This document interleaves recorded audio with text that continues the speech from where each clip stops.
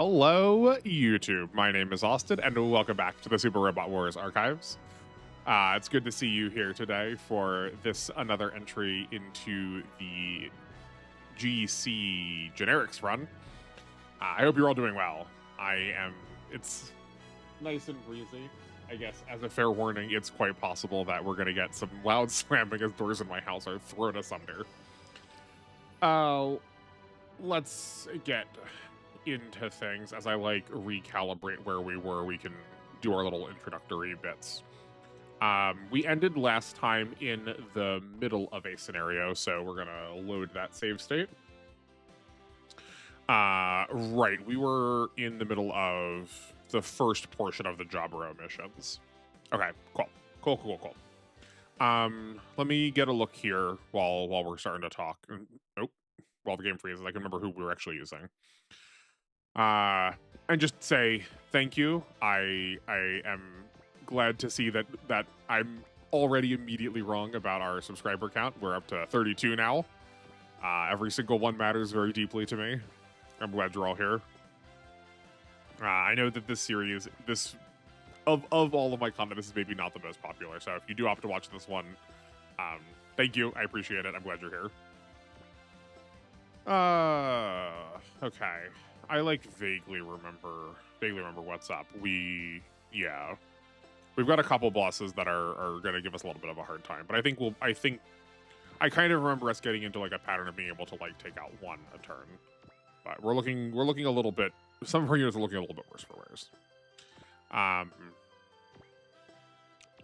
Just as a reminder, we are only using generic units in this playthrough. It's what the title says, but what that means is if the character could exist in the world and you don't need to be special to be able to pilot it, it definitely qualifies. So see the Zaku's of Gundam, or we do have a Gundam here, but this is the mass production type Gundam. We are using the white base. The white base is technically singular, but the Trojan horse as a model for a battleship is not singular. But B, we're also forced to put a battleship on the battlefield, so I figured I would let it go. We don't usually get an excuse to use the battleship as a real combat unit, and this is giving us that chance, so that's fun. And we also have pieces of the Daltanius scattered around. While these are not strictly speaking generic, I figure there's really not any other time we're gonna really get to use these bits for full playthroughs. So I figured I would let that pass, which is why the word generic is in quotes. I'm not sold on the title yet. But that's why they're here.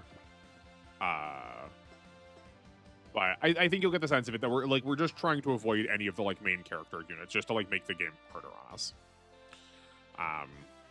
And then otherwise we're playing it normally. I don't have any assistants open, so we're probably going to be dropping secrets, and that's totally fine. Though I think most of the secrets are also tied to using main characters. I know we can recruit Aina, but I know we need to use Shiro for that, so he is not going to be involved. I guess that's what we're saying also, is that any of our characters are not the main character. I have allowed myself 2 of the pilots from Dragon R just because otherwise it's going to be strictly almost entirely just a Gundam playthrough, which would be fine, but this gives us some variety.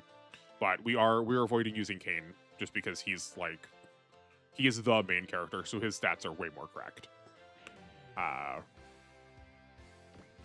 But it's very much more vibes based. It's just trying to use all the characters you wouldn't otherwise normally see in a playthrough.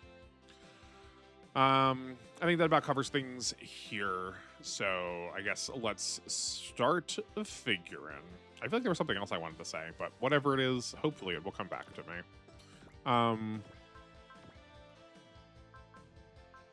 Oh, I remember what it was. It's not that it wasn't something I was going to say. It's something I was going to need to change. I realized that I did not update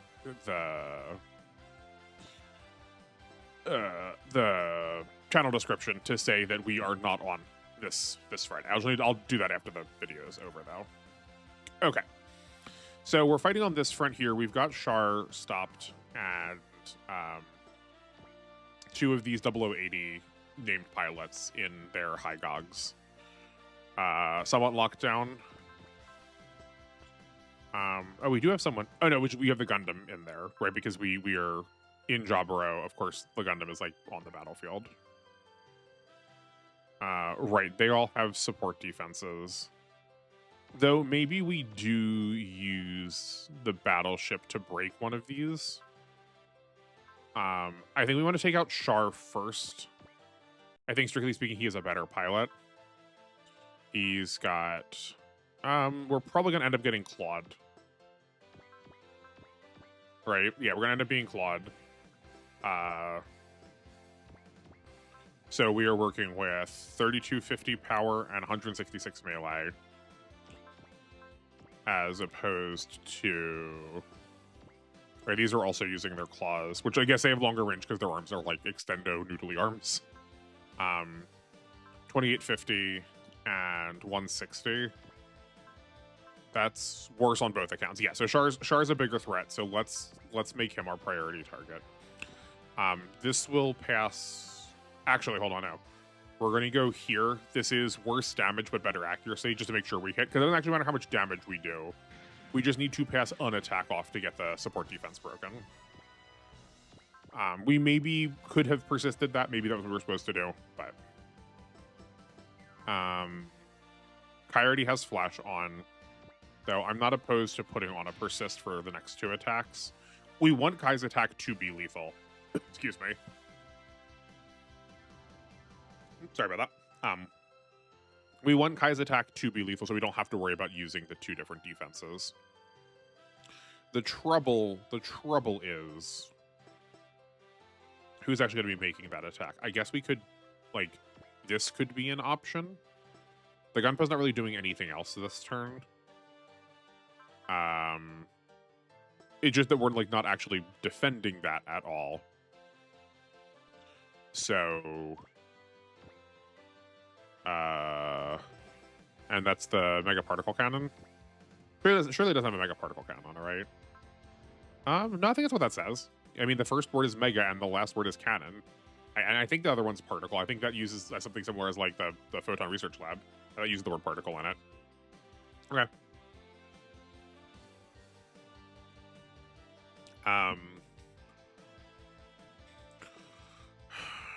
Yeah, I wish I knew the math a little bit better.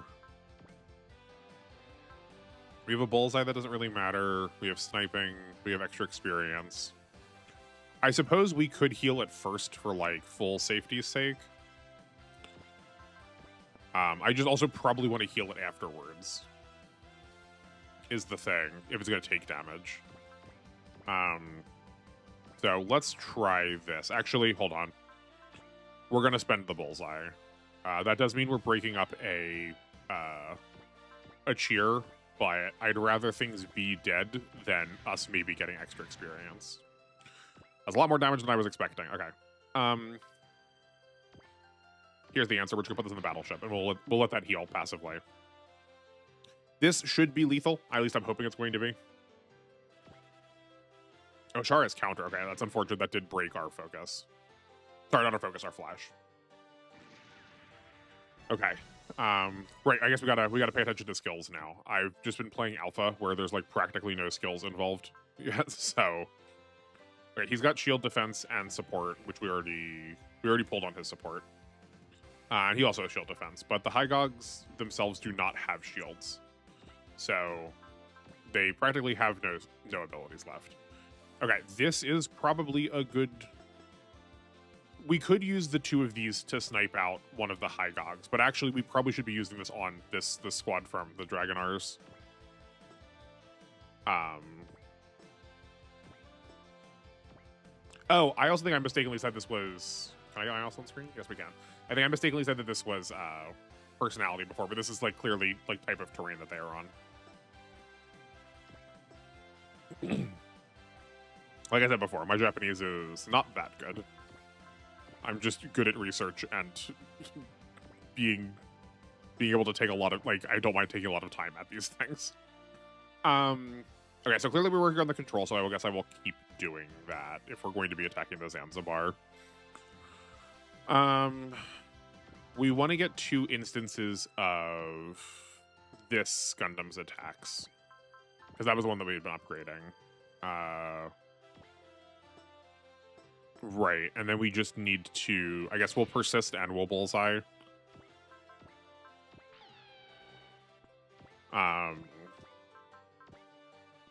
Yeah. I don't think we care which one we're taking out. Like, I don't know what the difference is between any of them quite yet. These both have... Oh, no, this one has spare parts. So let's wait to do Min later. And try to, like, hit damage that's actually going to stay, just in case this isn't lethal, in case we can't, like, finish it up this turn. Much prefer damage that, like, actually stays on the target. Okay. With that amount, I do feel like we can probably get the... what is this? The Sutaku Keibai? I think it's supposed to be Stark. And I guess it's called a Keibai. Oh, this is also a safe attack now. We can focus. That still gets us to 100%. And it's 5 SP cheaper. So I think we just do this. Karen doesn't need the XP as much as someone else does, so I would rather have that weakened, and then we can give it to somebody else to try and jump them ahead. Right? Like... Oh, actually, hold on. This is also largely free. Right? Because we can... No, I thought this was Light in it. Also, I was thinking that Light had Flash, but Light does not have Flash. He's got Focus. I switched Flash and Focus twice now today. Doing great. Okay. So what if we give this to the Andros? The Andros. We can't use Spirit's Post action, so he's like kind of taking a whooping, so let's heal now, and then that leaves the G fighters for somebody else. I also want to focus is probably a bit overkill. I think we're gonna risk the 91 and see where that gets us. I'm thinking this is gonna kill. He does a pretty hefty chunk of damage, but okay, that's a shame. Then we can leave this to tap. Cool. Level potentials probably actually relevant in this game if I remember correctly. Cool. So that means we can take out one of these bosses a turn, in addition to some other things. So that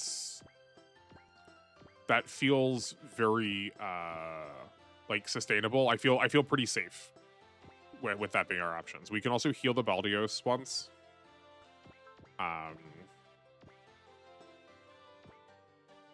Okay, I would rather attack the Gals just to like keep the Zaku safe from counterattacks. Let's see what the Gals are looking like for attacks. Both of these are tied to weapon, so we could just be taking out their weapons and then they are like fully useless. Which I think I am pro, because we can also capture them for some extra money. And that's like a reasonable amount of damage too, right? Like it's not incredible damage, but it's gonna get the job done. Hold on. This was what, 4? 1, 2, 3, 4. Okay, we can stand here and attack. I just want to avoid the... We want to avoid the counterattacks if we can help it. You are going after weapons.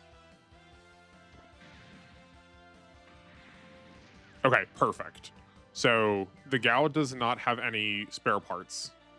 And I don't think we've seen enemies be able to give spare parts to other pilots. So if we can, like, we can just take out, we can fully take them out of the conversation of combat.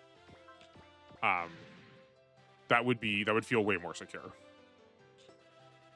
I think we're also gonna pivot up here. Kill the Baldios again.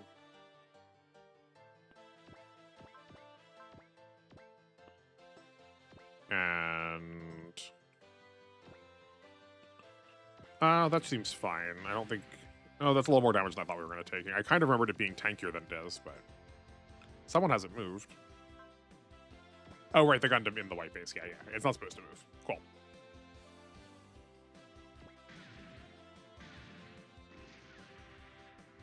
This is good. We can probably eat most of the generics. If not this turn on enemy phase. Okay, yeah, it's not quite dead, but that's fine.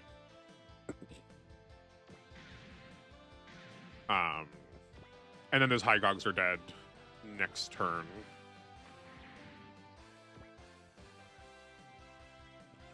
Ooh, okay, perfect. We'll let this block here. Anytime we can waste the boss's attacks is ideal when we're like this strapped for resources. Okay. We'll go to weapons. This can take a hit. Yeah, exactly one hit. That doesn't do anything. Yes, we will take this attack because we want to try and feed everything into. We want to feed as much. We want to feed as many attacks into the white base as possible. Because it can use a repair kit and then fully ignore all of those. Can you not counter? No, we're going to try and dodge if we're going to get a support defense. And this is going to the hurt G-Falcon, or the G-Fighter, which is good. Unless both of them are hurt. Are both of them hurt? Oh, both of them are hurt. Okay, well, less ideal. Okay, damage on Bright is not severe enough to start using a repair kit, so that's fine. I think he gets to take out this High Gog, and then we leave Kai for this one.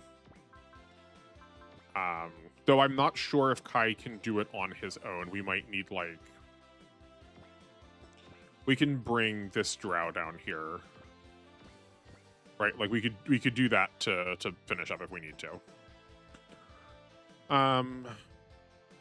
Okay, the two Zakus will take the other, or actually no, we probably don't need the other two Zakus. We just need one Zaku and a support off of the G-Fighter to neutralize this gal. Oh, it's Bakuve in the Zanzibar.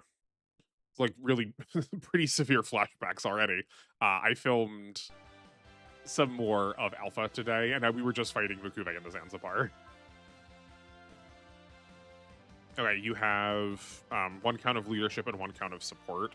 Oh yeah. I'm gonna like this is gonna throw me probably every time the first couple. This is gonna throw me for a while. That this game does not have support attack and support defense. It just has support. But otherwise, he's got no noteworthy skill. He's gonna drop a part for us, which is shooting, which ranged damage, which we will gladly take. Okay, unfortunately, we can't take out the like main guns, but we can still take out two of the attacks.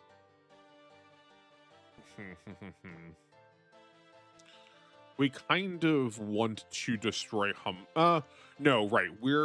Because Haman keeps attacking the white base, we're not going to bother breaking down her parts. She has a spare parts, so we can we can ignore that fully if we just do damage to her body. And the white base is doing a good enough job on its turn doing that on enemy phase, so we'll leave that go.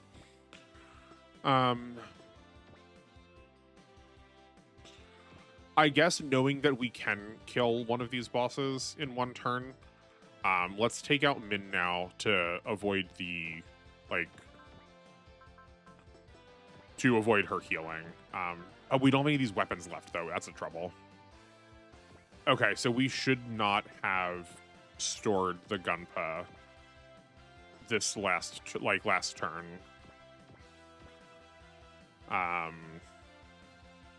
You know, we could go here with this is probably an okay attack.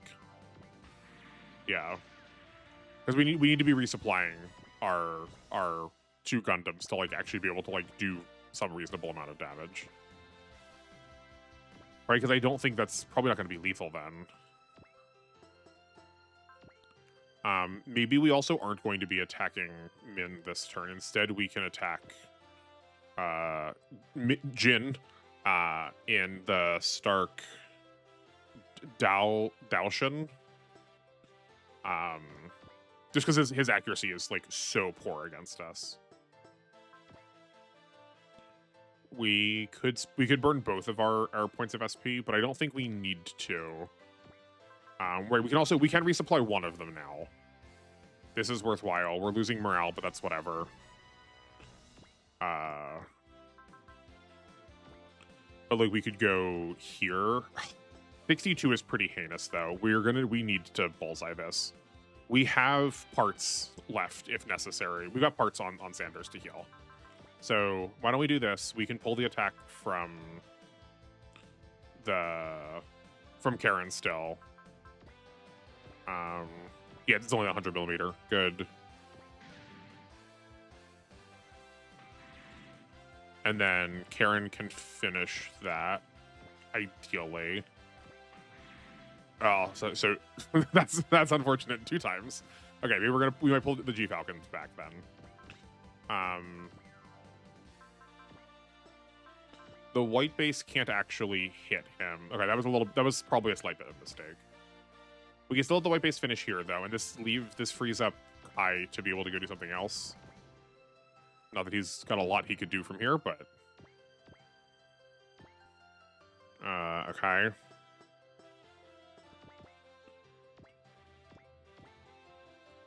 We could. That's an attack we are allowed to make. Let's check and see how safe that is in a second. I think I would rather. Let's lock this in now. Okay, just to make sure that the white base was doing enough damage. I figured it would, but I'm like sometimes used to battleships, you know, just like not actually be able to do anything. We can have Hayato. We'll have him persist, and we don't have a. Why don't we have a support off of? Is it not Sayla who has? No, Sayla has a support. That's weird. Oh, Ryu was getting because he's flying. You'd think I would remember this by now. Okay, so we'll have Ryu do this. Get the support off of Sayla. And then that'll leave the Gal. Okay, that Gal is now fully ineffectual. Someone was hurt down here, I think. Oh yeah, Karen was. But I am, yeah. So we bring one of the G fighters back to heal the other one. So let's have Slager heal himself. He'll fly back and heal. Oh no, right. Sayla goes back and heals Karen. And then Slager can go back and heal Sayla. But we'll see if we. Oh, her getting another level of new type is rather relevant. I don't know if we might switch her out into a real combat unit and put somebody else in here that doesn't get like the benefits of new type. I'm pretty sure new type is giving us more hit and evade, which we could definitely use. Okay. I guess we're gonna end up healing the Valdios with himself because he also. I did not realize I forgot how damaged he was.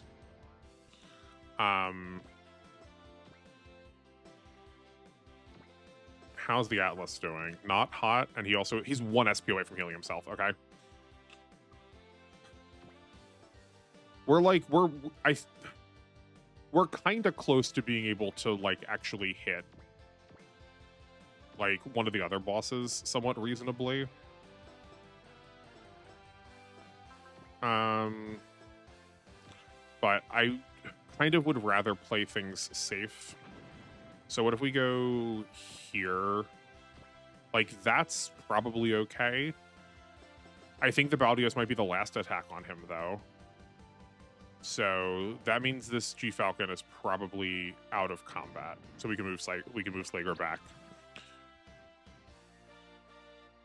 Not a lot of healing, but it'll do. What do you got? Oh, you do have a cartridge. Okay. We actually might make use of that cartridge. 1, 2, 3, 4, 5, 6. No, never mind. That's actually not going to be enough to hit men.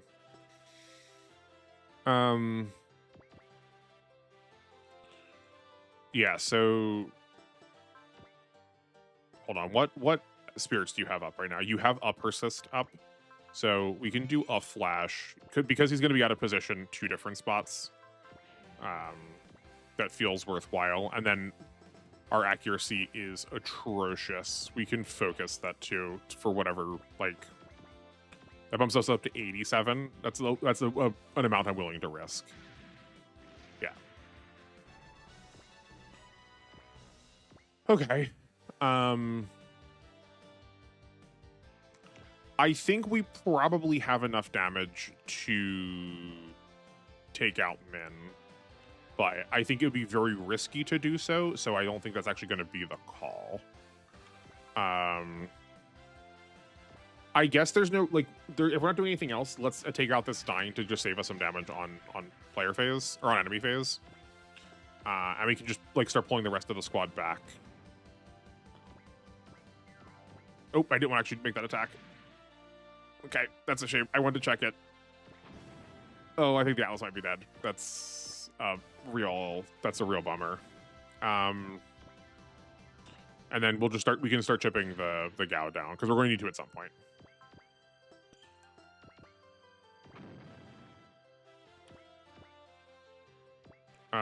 That is not safe on the Zanzibar. Not that we want to be attacking the Zanzibar anyway, so I guess we can move up here. Okay. Totally fine. And then just the Gundam in the base. Sure, great. We missed that 80, a shame. We get to use one of our defensives. Actually, I think we might get to live this turn. I think we're still safe to hold on a repair kit until next turn. Also, hi, sorry, I didn't notice this before, but welcome, viewer who's joined me. I appreciate you being here. How are you doing? And we'll just block that. Yeah, that's fine. We just need to repair before we lose all of our parts, because a repair kit will full heal all the parts that are unbroken. Okay, I did not think we were going to get all of our units by the end of this turn. I think we were going to be losing somebody. We're going to move you close to the Daltanius units, and I think we get to, yeah, we get the Alpha Beta Gamma attack now.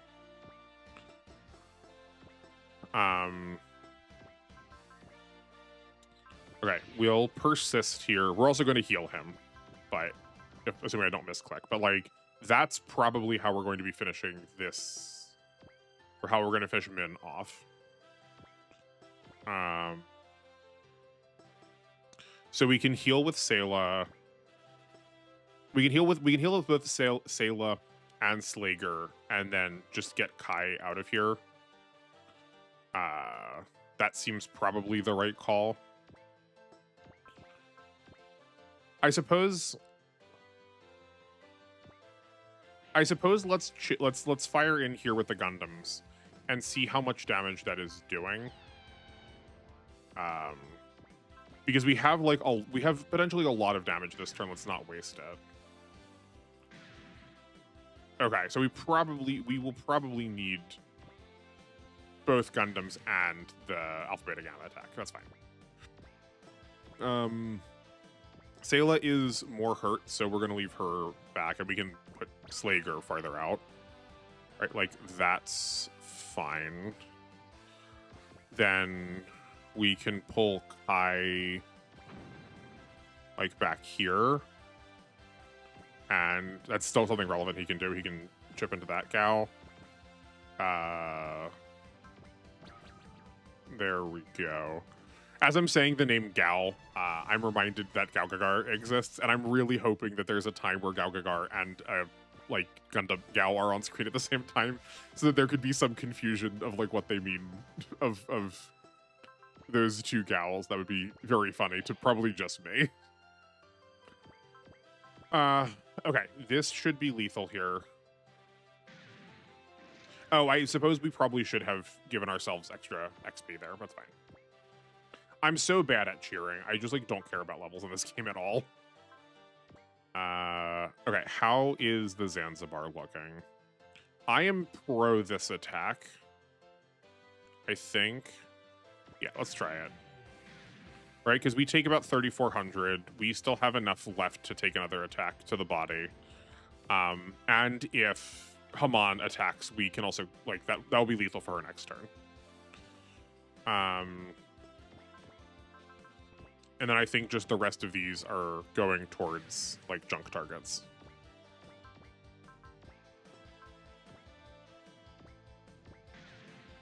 Yeah. There might be a better plan, but that is what we're going to do.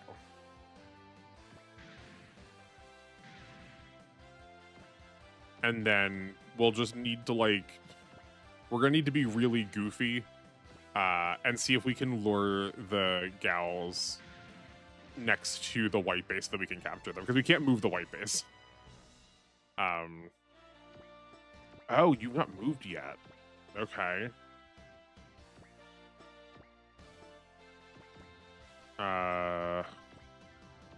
Do we have an Excel on you two? Oh, we do. Okay. I'll see if we can get this next to the Atlas. Because these two have they have ammo now. Yeah, they've got 6 bullets of, like, attacks we kind of want to be making. Yeah, that works fine by me. Okay, and then we should have just one left, which is just Amuro. Yeah, perfect. Yes, you are our next target.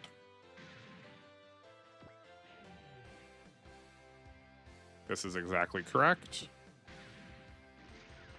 This is, like, potentially really risky, but I think that's okay. Ooh, okay, that's a shame. Hopefully this doesn't kill us. Darn, okay.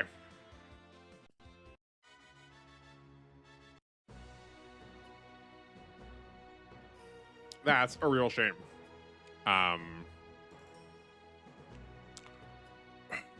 What? Hold on. So what we should have done is we should have repair kitted there. I was being too greedy. How do we do this? I am going to save this state. Then we're gonna load, yeah, I want to load the previous state.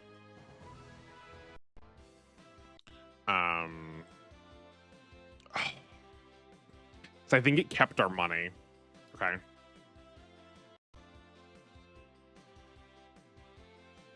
I don't want to keep our money if I can help it. Did we save right before that? I believe this is the correct one. Man, that was, like, going so well, except for that, like, one misplay on the HP there. Okay. I think this is good. I think this is good. We'll start this from scratch.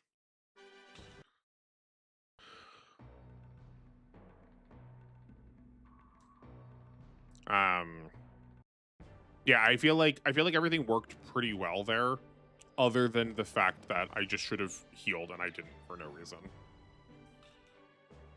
But otherwise, everyone is, like, surviving pretty well, and, like, we're actually outputting some, like, considerable amount of damage now with the rest of our generics.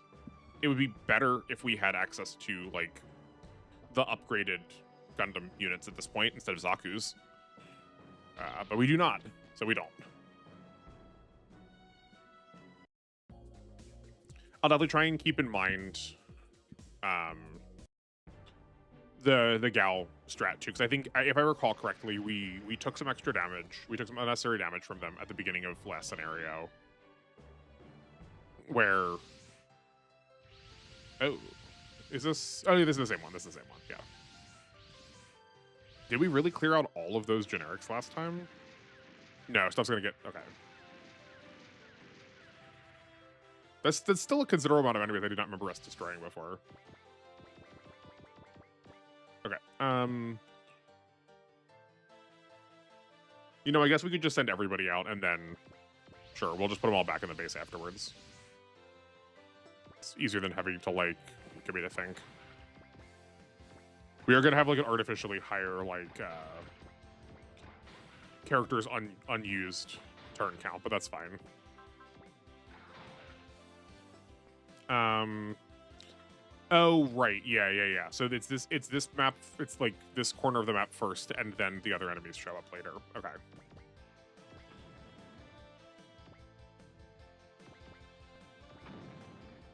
We really like did not move much from our position. We kind of just like, I guess it's really hard to, most of our units are on the ground. So it's like really hard to like actually get anywhere. And the forests actually have like terrain penalties, unlike recent games.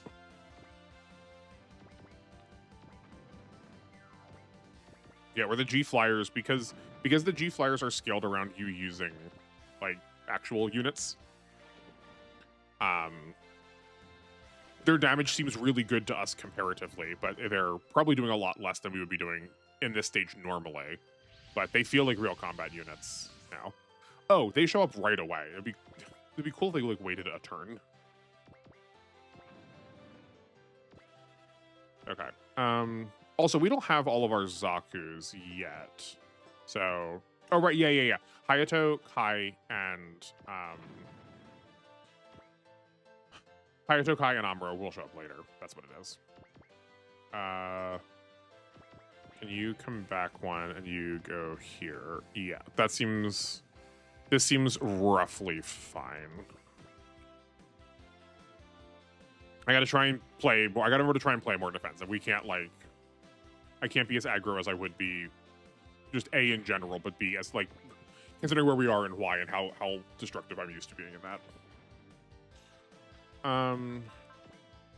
Do we have? Oh, I guess missile will do. You know what? With how bad that is, let's just try and dodge this. Okay. Yeah, the Baldios is like not set up for like water combat at all. And I think I got to play around that a little bit better to keep us like a little safer.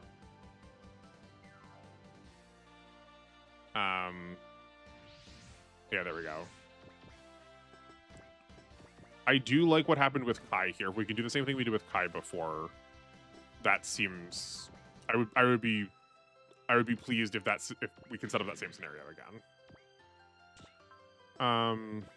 We can push you forward. Yeah, that seems fine. I do think this is taking us off the forest. I didn't check. Let's see. Yeah, we are just on ground now instead of on forest, but how? Oh, you don't do anything in the water. Okay. Oh, this is A in the water. Perfect. I did not quite clock that the Zakus were so good. They have A's almost everywhere, and then except for in air where they have S. Like that is very unnatural for a Zaku. That's C in the water. Good golly, these things can snipe so far. Yeah, that's wild. It's just, that's like the nature of having the buffs that we do from getting the badges already. I really like how the ace badge system works in this game, just because there's there's so many different things you can spec into. It feels like it really rewards pilots for like having like unit diversity. Okay, we will heal here and here.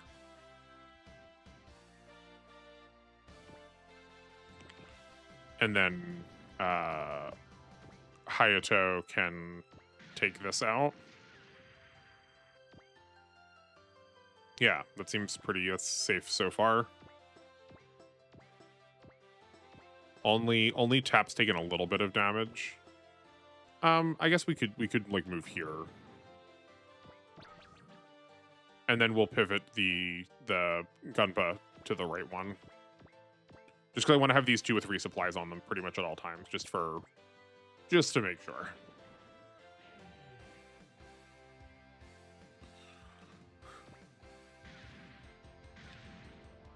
These scenarios always feel so much easier with like one understanding of them under my belt. But I gotta try and be better about like not letting Like, not letting some sloppiness creep in. But I like, as much as I play these on camera, I just don't play them enough. I pretty much, because I'm playing these all the time on stream now, I pretty much don't play Super Robot Wars on my own time, which is a little sad. But I got other stuff I'm trying to like finish up right now. I think we'll clean up some of the loosey-goosiness of this, and I just get at them more. The Rickdoms are doing. If you've, I guess no, you couldn't have watched it yet. I filmed it already, but it won't be out for another couple days. But well, I'll go point this out with the Rickdoms in a second. I don't know if it shows you anywhere. You just sort of have to know.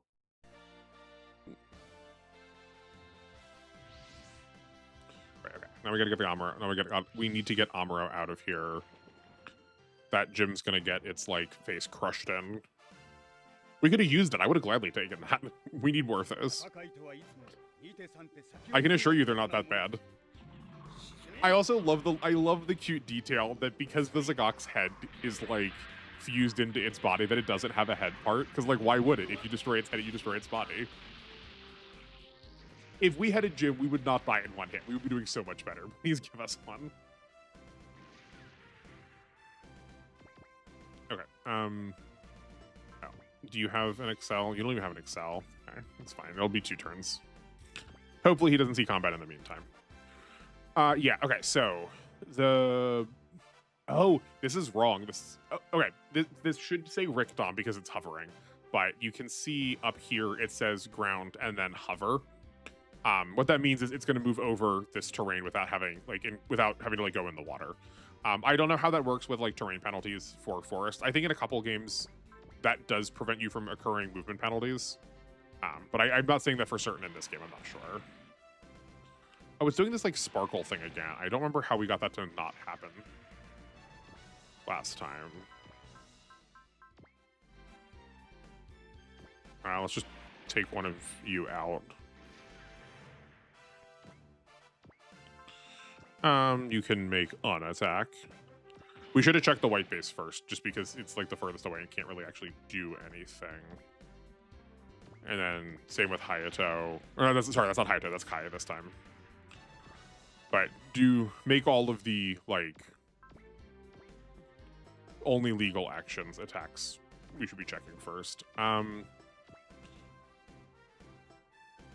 on, we want to check the parameters here. I don't actually think we need to be in the sky. Oh, it has an A in the air. Or sorry, it has an S in the air. So actually probably want to be flying. I was just thinking that if we like drop this thing to the ground, it will get the plus 30% defense, but which is, I guess, strictly speaking, better than the 10% from or what I'm assuming is 10% going up in S. But that's fine. It still worked out.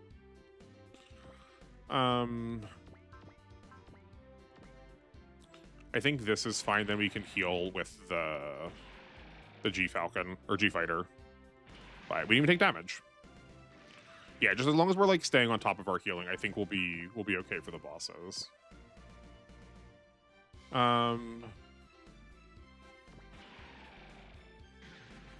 Yeah, I mean we're still applying damage somewhere in there. That's fine.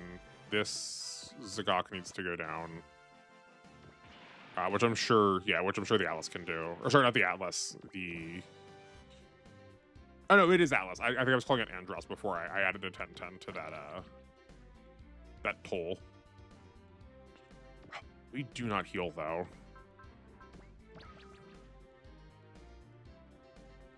I forgot. Some of these games are like really punishing. I was saying this with Alpha also. Just that like gracious, do you not get a lot of healing out of some of these early games? That's closer to being dead, and that's now dead on a counterattack. Whereas we're probably gonna need to fight the goof for a turn or two. That seems fine. And we'll move light up 1. Yes, we have 5 pilots in there, and we didn't use the gunpowder at all. That's fine by me.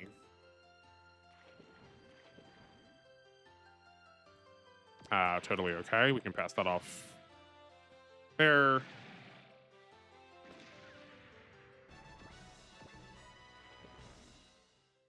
We'll pass this off to the Zaku.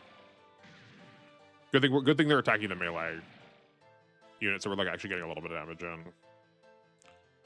Okay, how are you doing? Yeah, I mean, this is probably worthwhile, and the Baldios is like is at full health, so it can take a hit too. Yeah, that seems safe. Fortunately, they're getting sort of caught up in the water, and the goofs do not have good stats in the water. Oh, or maybe they do. We don't. Is it just that we are bad in the water? No, we're not that bad in the water. I'll look at them in a second. Historically, goofs were not like water units. One of the reasons they made the Zagox was because the goofs were just like not matching the all-terrain nature. Maybe they just are more defensive. They might be bosses. That might be what it is. They might have some of like the other like Rambaral's crew in them. That's fine. We can pass that off to the hover tank. I now know why we like paused halfway through, because the scenario is long. There's so much stuff we have to do. Right? We've not even started. I think we've been here for like maybe 15 minutes, and we've not even like vaguely gotten back to where we were last time.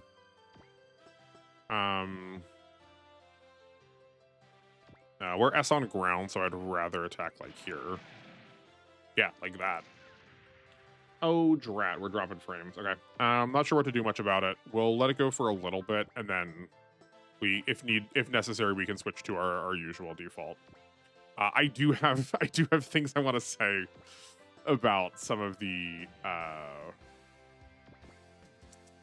Code Geass units. I saw a clip of one of them, and I'm very upset. Let's try doing this with the Gunpa. Yeah. We've sort of been wasting its usefulness. We probably could have gotten even something else dead in the meantime.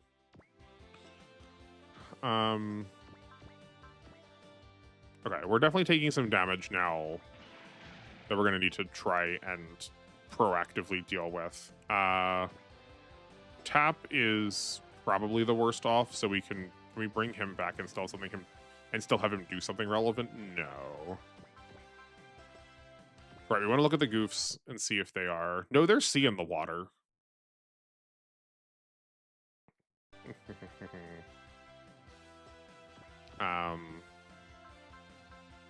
But yeah, they're being piloted by bosses. Okay, and they just have supports. No, Akos has shield defense, which the goof has. So we might not be as safe on damage as would otherwise seem.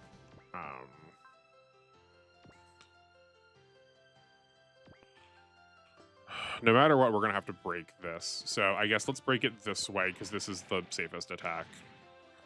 And then our front goof is able to be damaged now. Yeah, that's good.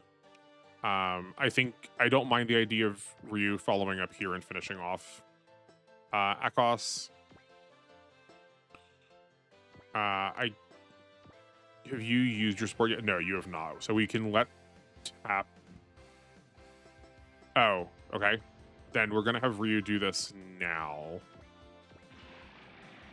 so we can break up that like clump that we don't have to deal with the support defenses now. Okay. Then we can like go here with Tap. Oh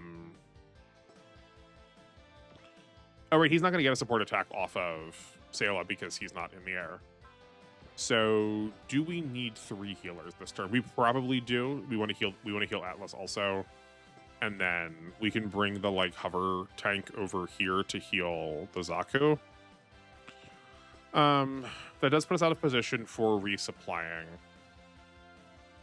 So like we'll plan not to resupply next turn, and then we can move the hover tank back, and the Gunpa can attack next turn and then fly back into place. Yeah.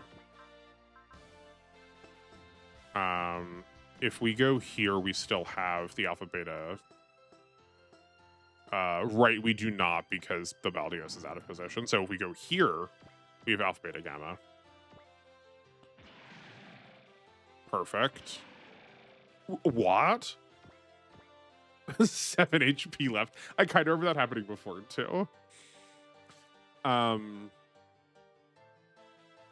Okay. Then we can give this to Tap now, just so we have something to do.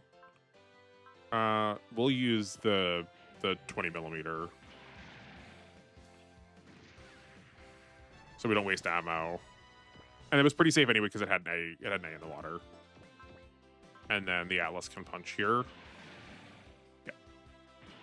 Not that I need to like be concerned about us overhealing though. I was like trying to wait to heal afterwards as if we were gonna like accidentally heal more than we had like as if we were going to heal more than was damaged, but that's not happening. And we still haven't used the other two Gundams yet.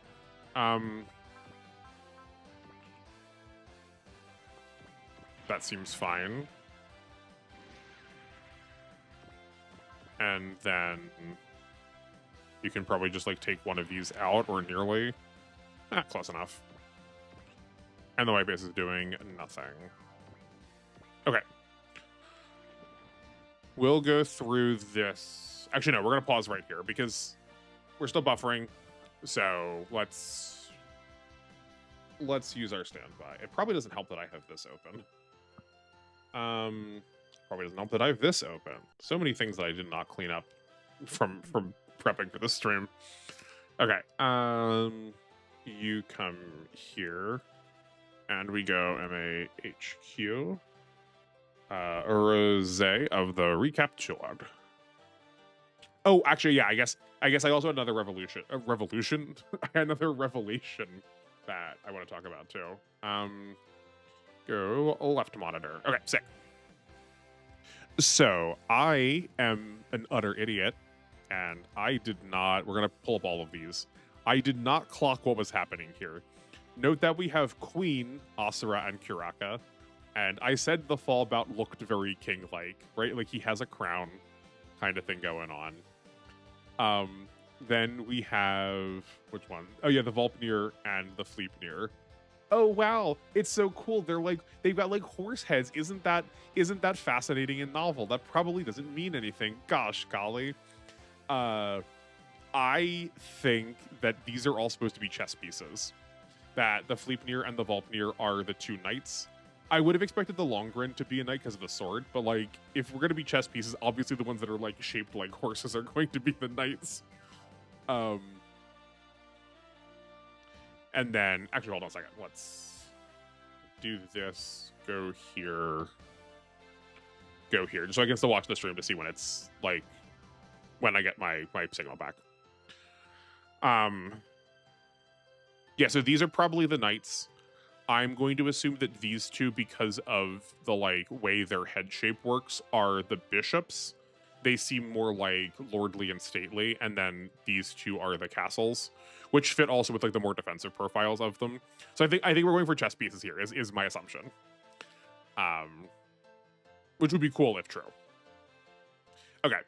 But that was another thing that I noticed. We're gonna talk about the El Carmel and the Volpnir. I don't have a ton of things to say about the El Carmel, but it's the Volpnir that I'm like grumpy about. We have these pile bunkers again, which we talked about before already. I don't mind these as a close range weapon. They are expressly perhaps the most close range, at least visually speaking, of all of the melee that we've seen so far. Which probably fits with like the profile we have going on here, because we have like, we're clearly very long range oriented, right? This gun is not going to be aiming like within like melee range, right? We want to be out of combat, but if we're forced to be in combat, it's probably going to be in close combat. So it makes sense that we have these melee weapons. These little fin-pointed things on the top are dumb. This is not helpful. It like theoretically says aerodynamic, but like that doesn't matter for punching. This is just these are going to snap off immediately. I don't get why these are here. But then otherwise we have like cannon, big shoulders, and then these back sections. I guess I probably shouldn't have closed all of these. I don't think we saw this on the L grips. I think we just had the wheels. Yeah, we just had the wheels. This to me says like missile pods, maybe. These feel like the kind of things that would like one side of these would open up and then like some missiles would launch out of them. Which feels like fitting for this long range kind of unit, but it felt like my only qualm is where these are positioned does not to me say that this is going to be aiming in a way that's not going to maybe accidentally hit him a little bit too. So maybe instead these just hold ammo for this, that we want to like, if we're going to be sniping, we probably want to have like a large assortment of long range weapon, like a large assortment of ammo to be able to fire. But regardless, this color green and this very utilitarian square, no frills, with maybe like a little bit of like indenting or like not ribbing, but like this X pattern. If you see, like, you think of like an oil canister, says very military. Like, this feels very fitting for a military unit. And for whatever reason, we think of military units, especially when it comes to robots and real robots, as being more gun and long range oriented, as if all of these things aren't in the military. I guess, actually, sorry, it's worth adding a word in here. It's very modern military, because I did talk about these like knights being very like medieval military coded. So this is very modern military coded, and that usually connotes long range also. So it's fitting that we have this combined with the cannon. Like, I would, if we had something like this kind of like, there's a word for this color green. I don't remember what it is. I never remember what it is because it feels out of place to me. Like, the word just doesn't feel like it's like matches with the color. But like this color green and this styling of these like cross hatch marks that are like reminiscent of like an oil drum. If this was on, for instance, the L grip, I would be like, that feels a little out of place. So, like, it's appropriate that's sitting here because we like to associate this kind of styling, this very like bare bones set, with like more gun based and more long ranged at that. Because we'll see the other horse have pistols, and this would also feel a little bit weird with pistols. We want this to like heavy artillery. We want this to be like heavy artillery. Then we have these large shoulder adornments. This feels like the sort of thing that I would need to see the show to make a lot more sense out of, because right now they just kind of look in the way. Like, this is not adding anything tactically to what you are doing, just having these here. They're obviously really bulky, but they feel like equipage rather than part of the unit. Like, this thing looks like something it's like putting on. So it feels like it's more part of the backpack that it's wearing, that it could theoretically detach if it wanted to. Maybe it's supposed to be like a stabilizer for the gun, which the like legs could theoretically be doing too, even though it's like on wheels. But otherwise, these feel just like needlessly bulky. We are getting like, we have the same X patterns happening here. Like, these are pretty much the same texture. It's very much the same color. So, we have that same like that through line of color. But it is like very much in direct contrast with the yellow and blue of this unit. So maybe, as much as I was saying, having these like close range, like boxing glove kind of visuals would be good for like either long range or close range, this could also be like this knight was assigned to do something that he really wasn't supposed to be doing. Like, maybe he is supposed to be a brawler, but like whoever was in charge of him was like, we need a gunner, so it's your job now. And then we're having this like discrepancy of colors to show that this was like designed for somebody else. Maybe there was this like navy green. It's not navy green, you know, but like the like army green. Maybe there was one of these, the like RPCX-010305 was supposed to be in this color green, and we just don't have it anymore. And then like obviously we have this like massive heck-off rifle. The like mounting arm for it feels way too fragile to me. There's a lot of like extra sort of like nonsense going on in here. Like, I'm not sure why this doesn't mount right here. Like, this reads very muddy. I don't know what this is supposed to do. I'm not a gun guy, so I'm like not necessarily the best person to be saying any of this, but still, this reads as just like extra ornamentation for no reason, so I don't love that. But this is also like really fragile. We have dramatically misrepresented how much kickback some firearms have, because it's like cooler in Hollywood if someone has like big gun that shoot large bullet, but it looks really wimpy if you're like thrown back a mile and you like kind of can't be in these like high movement, high action firefights with them. And I think this is maybe suffering from that a little bit because like this kind of gun is going to send you, and we're already on wheels too. So like it's going to want to like push a lot of momentum. It's going to like force a lot of momentum out of you. This just does not. This gun feels very mismatched with everything else that is going on. We're also like very much in the world of speed. As much as I've talked about any of these units being like potentially slower moving, it's slower moving by comparison to how fast the rest of like they are still in the tier of very fast, and then it's just the slowest version of very fast compared to some of the other like robot series. Where a gun like this says just like actually slow, like this kind of large weapon not only would realistically take a long time to fire, but we like size and speed usually are counter to each other. It's like one of the basic fundamentals of shape language. So you would not expect this thing to be moving really quickly, which is very counter to like the rest of what's happening with this design, like the sleek, the like very angular, or the like really aerofoily kind of visuals that we have going on. Maybe these in fact are not bullets, but this bottom part opens and like spikes shoot out the bottom to like grip it in place. If that was the case, I would not mind them. That would not be bad. Just like something to stabilize it somehow. But other than that, I would need to see it in motion to see like how these shoulders work or whether this is like being thrown on here. But as it stands, I don't love this cannon. This is maybe like the first time I'm going to give something like a bad grade just because it doesn't actually make any sense. And the reason I wanted to pair these together is, good golly, this thing could have been so cool. This is like half perfect and then half horrid to me. So I love these shields. These shields are goofy looking. They feel really out of place. Like, why would you put a shield over your head like this? But because these are mounted and can like sort of quote move on their own, like theoretically the pilot is still operating them. But if we are in a speed battle, like one of the best ways to take advantage of that is to like get the drop on someone or get behind them so that they can't respond really well. So having some way to protect yourself from behind, especially when you're pilot, when like the most important part of your robot is so like singularly directional, like it's towards the back, you need to be able to protect very omnidirectionally.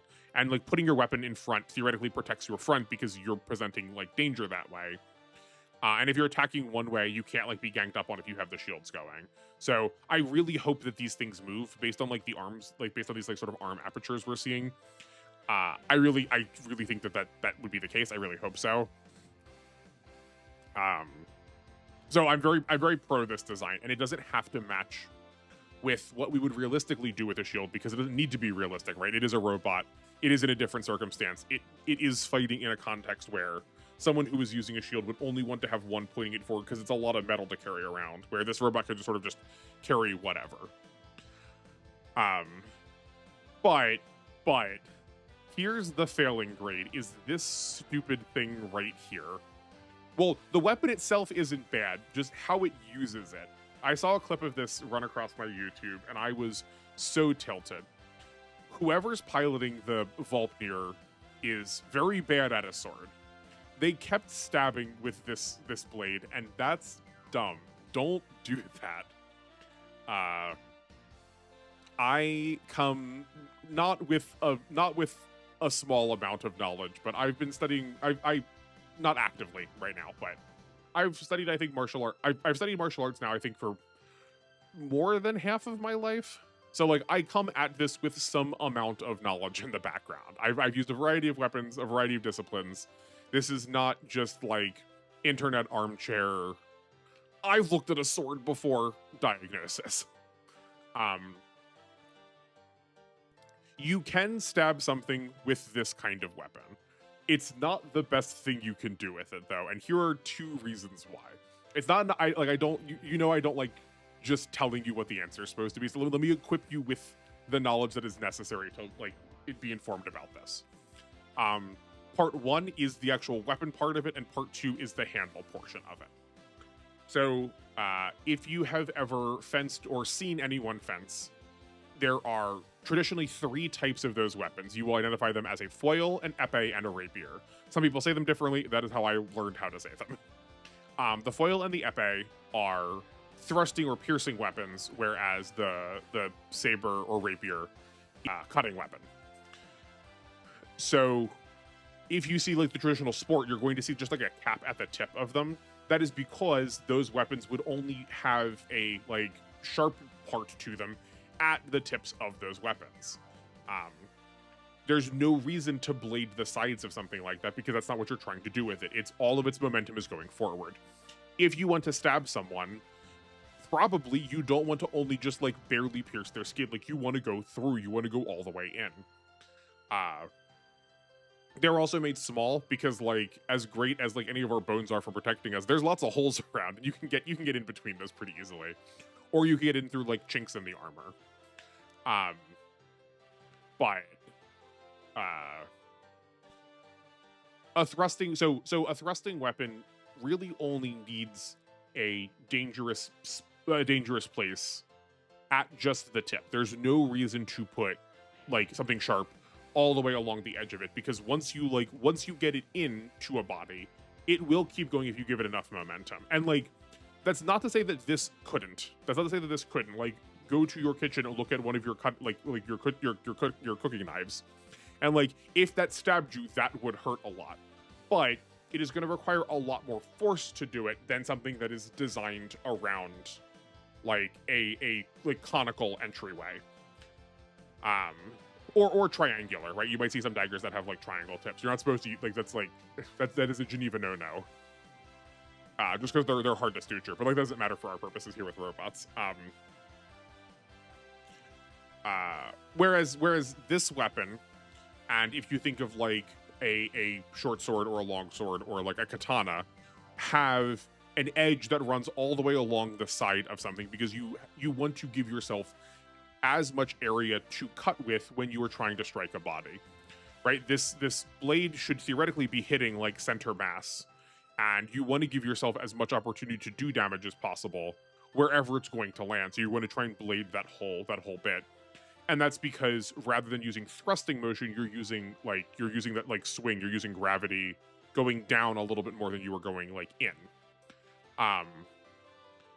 The difference between katanas and like the difference between like traditional Eastern Asian weapons and like the Western medieval weapons is the difference between like angles and gravity, where like a lot of these weapons and like the traditional sword you'd see in like Game of Thrones or King Arthur or like Dark Souls are like hacking, and like you're not going to get like one clean cut. You're going to be like wailing on that thing multiple times because it's just about using momentum to get it down. The harder you swing, the better you're doing. Theoretically, and like we've definitely sensationalized this a lot with anime and a lot of the like early cinema Japanese movies, that katanas use like angles, angularity to cut, that it's not about the force, it's about the angle at which you are approaching the cut. So if you're approaching perfectly perpendicularly, then the wedge of the katana is just going to move clean through, assuming it's like honed or crafted quite right. That's the intention. It obviously doesn't work out perfectly that way. Like it can't just like cut through a body in one swing. Like, that's not going to happen. And it definitely still benefits from putting more force behind it, right? Like you can cut through like really big thick lumps of soggy bamboo if you have like more muscle behind it, but it's gonna matter less than if you have a weapon that's like this. So this blade that is like bladed on all sides is much more designed around this chopping motion because you have a larger surface area to hit with. So when you're trying to swing out, it doesn't matter where your opponents move to, as long as part of it's clipping them, you're sort of hoping to get some amount of the damage. And you want to be able to have that drag going down through their body, right? You don't just like hit them and stop. You pull the weapon, you like keep pulling the weapon down. So like if you hit up here and you pull down, this whole bladed portion could try and like hit something and take something out. So that's reason one why this, to me, this should be a chopping and not a thrusting weapon. Again, you could thrust with it, but it's not the thing you want to be doing with it. It's more desperation. The back of this being bladed is also stupid. There's no reason for this to be bladed in the back. Like, And not just for like the safety reasons. Oh no, you might cut yourself. It's just like you're never going to cut with this like upward momentum. You're working against gravity to do that. And also just like the natural like orientation of your body. Like you're going to hurt your wrist if you're cutting like this. And I know there's a robot and that doesn't matter, but it does. If you fought with a weapon before, it looks weird when you have this kind of blade. For this style of weapon, right? Like this is a machete more than it is anything else. And like you could see a blade. I would not be surprised if there were some of like that someone was in their house right now looking at a machete that had a blade going down the back of it, but that's like that's not useful. You could see you might see like a more traditional like short or long sword with a blade on both sides, just so that like regardless of which way you're grabbing the handle, you have a weapon pointed towards you. But because that is because you are going to be doing a lot more work in amongst other weapons than just against the body, where this kind of weapon is like get in, get out. It's a little bit more like guerrilla. It's a little bit more rudimentary fighting, rather than like having it particularly a form where you might see like, what are the names of them? I remember a couple of them. Like the only name that's coming to mind is like bomb tog, but there's specific names for short and long sword fighting where like it's almost like chess, where like if someone attacks like this, you should go into this stance to block this way. Where this to me says a little bit more like, I taught myself how to fight, and I just have like a bladed object in front of me. Let's stab somebody. And then second, let's look at the handguard. So if you think of an epee or a foil, they have this like dish or bell guard that blocks like right here at their hand. It blocks the part where it blocks the space in their hand that is relative to where the momentum that they're moving is going. So if you're going to be stabbing, if you're going to be thrusting forward, the part of your hand that is the most forward is the part that you want to be protecting, because if you get stabbed there, then you can't stab back. And it's also the part of your body that's like most extended, so like protect that part of it. You put like a little shield on that part of your hand. And like, especially in more sport instances, like you're going to be fighting on equal terms with the same kinds of weapons. So like, you know that your opponent also has a thrusting weapon and can do basically the same thing back to you. So like, there's a little bit of that involved, but like you will see thrusting weapons have a guard closer to the hand that's covering the whole of the hand, because it's more likely that based on the momentum that you're putting out, that you can be attacked that way too. Whereas a weapon that has like a cutting weapon is going to have a hand guard that's either like covering the front and back of the hand to try and catch a blade that's coming in, or it's going to have a guard that's running down just in front of the hand. And would you look at that, there is a guard going in front of the hand like a cutting weapon is supposed to have. This little sticky up bit right here also is designed to try and catch a weapon that if you were attacking someone else's sword could like come in here, and then you could try and parry it or like disarm it away. So again, this is better when the weapon is like pointed up, like parallel or a little bit off angle from your body, rather than going outward, because if you're thrusting outward, you're like losing access to this defensive equipage that you have down here. And like, this is a helpful portion of your weapon. Why are you disarming yourself by like putting your blade like face down? Maybe that's more than you want to know about weapons, and maybe some of you also think I don't know what I'm talking about, but that is, to my knowledge, my experience with fighting, the way in which you should be thinking about weapons. So it was really tilting watching this thing thrust its sword so much. And then I mean, I guess slight spoilers incoming, so like skip the next 15 seconds if you don't want to know. We then see the Apollo grab this sword and then like cut clean through this and blow it up. Like, this weapon is not big enough to do that. You can't. That's not how this works. We've like taken the katana principle of you can cut through anything way too far. I think my other issue with a thrusting weapon is this just like doesn't matter for robots. Thrusting weapons are good against people because unfortunately we aren't armored everywhere. We have little squishy bits places, and that makes us really susceptible to like poking attacks. Whereas robots have armor basically anywhere you want them to, so like you don't need you don't need to be thrusting in the same way. Like that's not as effective of a tactic when you can just be like cutting or like hammering against really hard metal instead. But if you do want a thrusting weapon, see like the Sutherlands of R1, where they use really big, massive, chunky spears.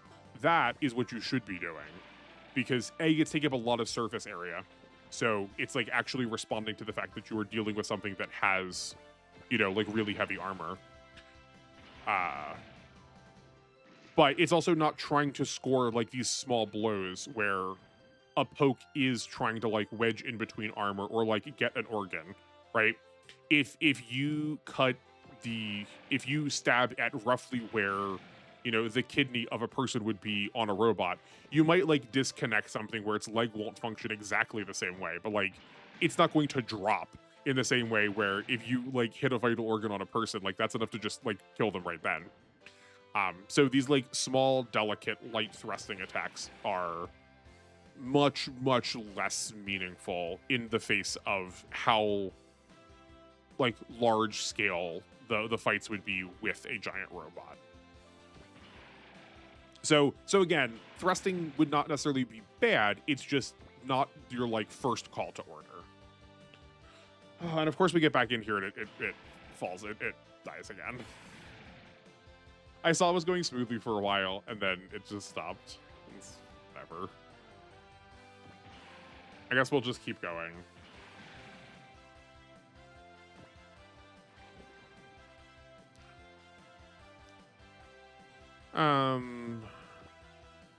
Yeah, I guess we'll hit the controls. Though I suppose we know that they have 100% accuracy, so we probably just want to be hitting the weapons to give us some more safety. Is that true? Or is this Haman Zanzibar? Oh yeah, so no, that's Haman Zanzibar, so we actually don't need to be hitting the parts for it. We can just let like Bright handle this. Okay. Things are looking a little bit more rough now for us. I guess so. We probably need to be attacking like here with the white base and then have Kai follow up. Ooh, that's not good. That's very not good.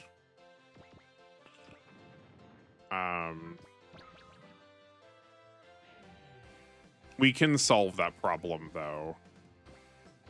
Like we could have one of the Zakus come down here. Yeah. But if we can take out a Hygog every turn, that seems ideal for right now. It's like roughly getting us into the position we were before.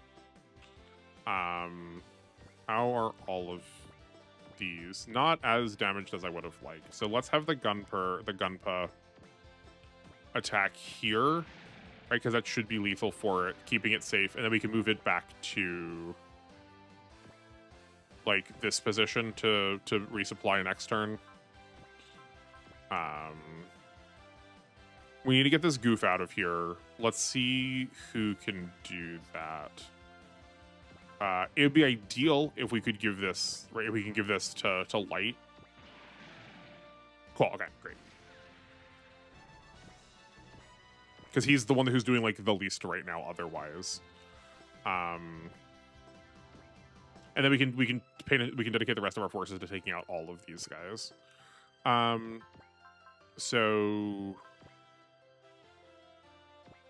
I guess we just like we can like execute one of these and then Karen can chip one of the other ones to a point where one of our weaker units is like safe on those attacks.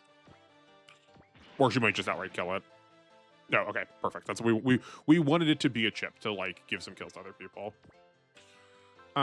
Let's give Hayato some EXP, and we also know we leveled him up once from last time, so we want to, yeah, to get the bullseye. Great.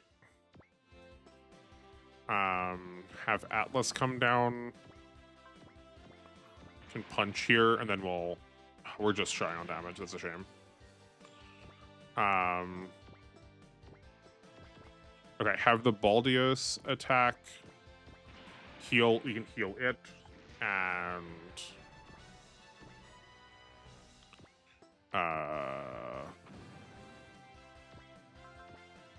And the Atlas still. I think that's probably our best bet, and then those two can die enemy phase. Right, and just, like, get jammed up in the middle here. Good. This does leave Tap all on his lonesome, but there's so little going on at the top there, and I feel pretty confident the Zanzibar is going to attack the battleship, attack the white base. This is... I guess there's like an easier way to check all of this, so I don't have to just read them. Yeah, that works fine. Okay. We want to pass this off to the Dine first, or the... Yeah, that is the Dine. That is the Dine. I was confusing it with the Drow. Yeah, that's fine. And yeah, then those two are pretty well dead during enemy phase. Don't pass this off. We want this to go onto the white base. That's not quite set up for next turn, but that's okay. Yes, this is not exactly the same as what we did last time, but that's fine.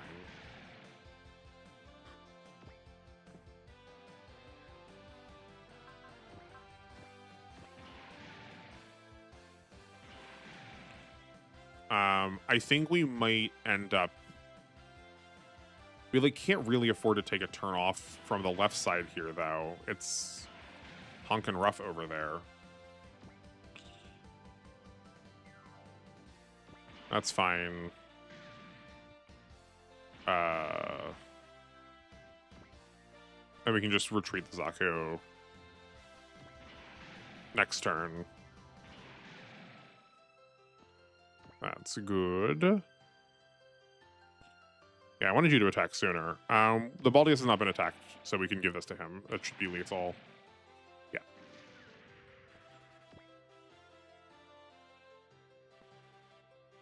Yeah, this is fine. We want to chip Char. And then ideally we can take him out. Yeah. Things lined up not exactly the same as last time, and it's a little unfortunate. Okay. So we are not going to attack the Zanzibar. We're just gonna like keep letting that do what it did last time. We want to chunk the pieces of the Gao by it. That'll probably have to be a next turn kind of deal. We're just buffering still. Okay.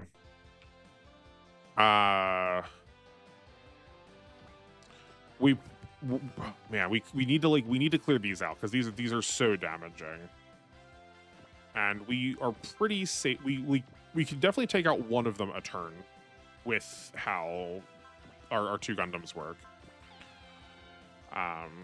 And I guess while we are in the position where we are not taking counterattacks, we may as well do that to save ourselves some SP. I also did not check. I took for granted that was going to land, and I should not have. We need to resupply you now. And then we'll pivot up to resupply Sanders next turn. Oh yeah, no, we super should not have assumed that was going to land. That was sloppy of me.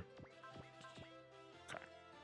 That is theoretically lethal based on what we saw before. Oh, no, we did 4,000 before. Do we have an attack that's just like S in air or something? Let's see. Nothing's receiving enough information. YouTube's buffering, the game's buffering. Huh. Maybe we crit. We probably used the bazooka because that's plus 30 to crit. Okay. That's fine. Like we can like pull the Dine down and maybe do that. I don't think he's got enough range. No, but this is probably fine. Yeah.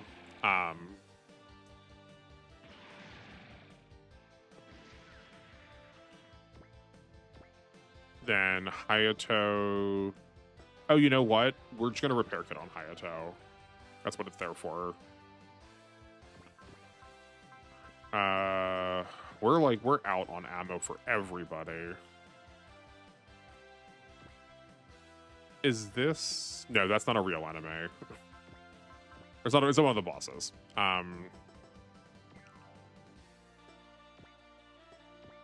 Okay. We need to have the... We want to get the support attack off of Hayato if we can. So let's have him heal himself. And then I think we're going to try and take out 2 of these bosses this turn. We can go like this and then have Hayato support attack. You have a bullseye. Yeah, that seems fine. Then we can get what's his name? Ryo in here to get a support attack off of one of the G Falcons. Right? Like go like that. Yeah, we'll take the persist. I guess technically speaking, we should be here because we're getting a little bit of extra accuracy off of the leadership from Bright.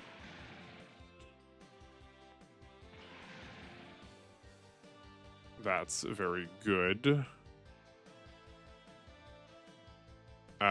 We can hit one of the high gogs down again and then have Kai finish it off.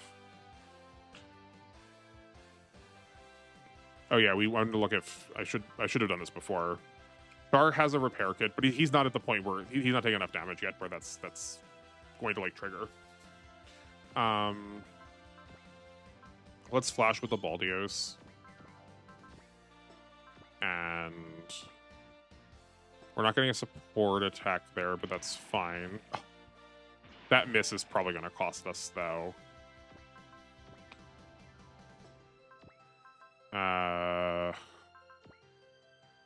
Oh, we're in the air, so actually all these are good. Like, that's probably safe. We'll bullseye that. Okay, Tap will be the one that finishes it off, though, because he can't be healed right now. We'll persist with Hayato. We're just going to burn everything.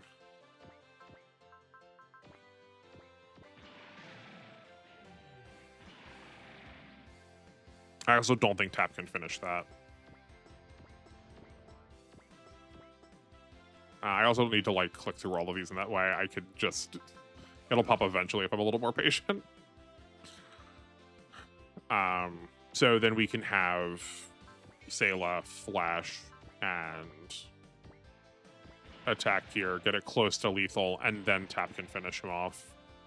Yeah, taking out 2 of these bosses in 1 turn is quite the boon. It is at the expense of the right side over here, but that's fine. We'll move up here, and then we can repair, like, here, I guess. We don't really... Oh, it was only 10. That was a waste. I was saying, we don't really care about repairing the light base at all. Just because we're going to use the repair kit on it, so we may as well try and heal somebody else. But that's fine. Are we out of these? Yeah, we're also... Not only are we out of them, but it's also only 1 range. Oh, yikes. I expected that to kill. Okay.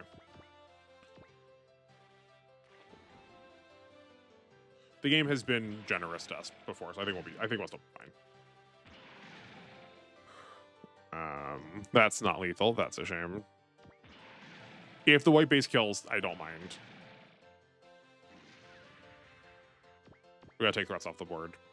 So then I think next turn we kill one of the other bosses.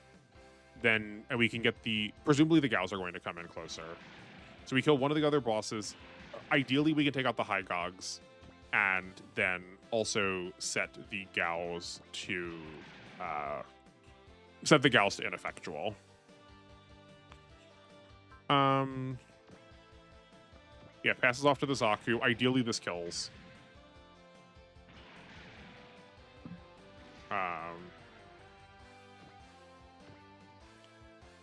Also, he took a lot more. He was way closer to death than I thought he was going to be. Unless we just didn't finish him off like I said we were going to. Did I just miss that from Tap? I thought Tap killed him. I need to, like, focus up. I'm, like, not paying attention. This needs to go to weapons. And this can probably take on attack. Yeah. I'm like so distracted by whenever I like test streams, everything works fine. And then as soon as I like actually get into stream, it like cannot hold itself together. Don't get it.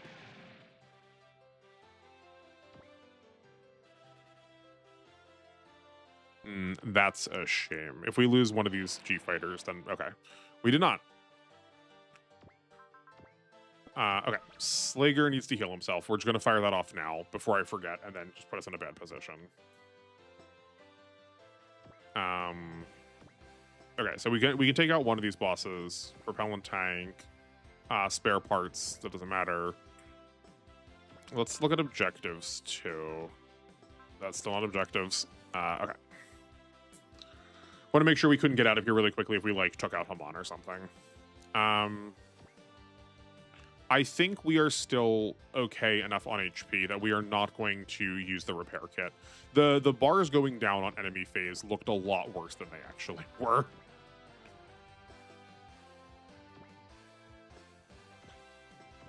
How are we here on ammo? We are good for our ammo. Okay. So I guess let's start with figuring out how dead the bosses are. We may need to remember to actually check what. That's close enough that I will risk it. I guess we could have used a focus, but okay, cool. That's good.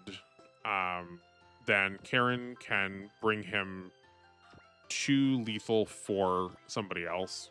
Yeah, there's no reason for us to risk that. We should have used the focus. Because we were going to need to use it for enemy phase, or for Karen's attack. Okay, this is now lethal, basically for whoever wants it. I think let's give it to Ryu. We'll bring him down here, and then because he can get a support attack off with the G fighter if necessary, if he doesn't kill. And finding something for our Zakus to do is always worthwhile.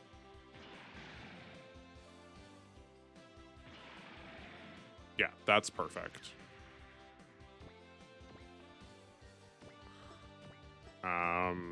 These two are practically dead whenever we want them. Do you have supports? Oh, you do. Okay, so we could bring the Zaku back and probably attack one of these. We can break the support defenses with the white base. Doesn't matter how much damage we do, we just need to like activate it, so that's fine. Then the Zaku can follow up on that. So oh right, yeah. Kai has two ways of being defensive. He is turning out to be a pretty good pilot for us too. Like two ways to be safe in combat is really good. So we can push our advantage. We can push on player phase, and then we're also still safe for one attack on enemy phase.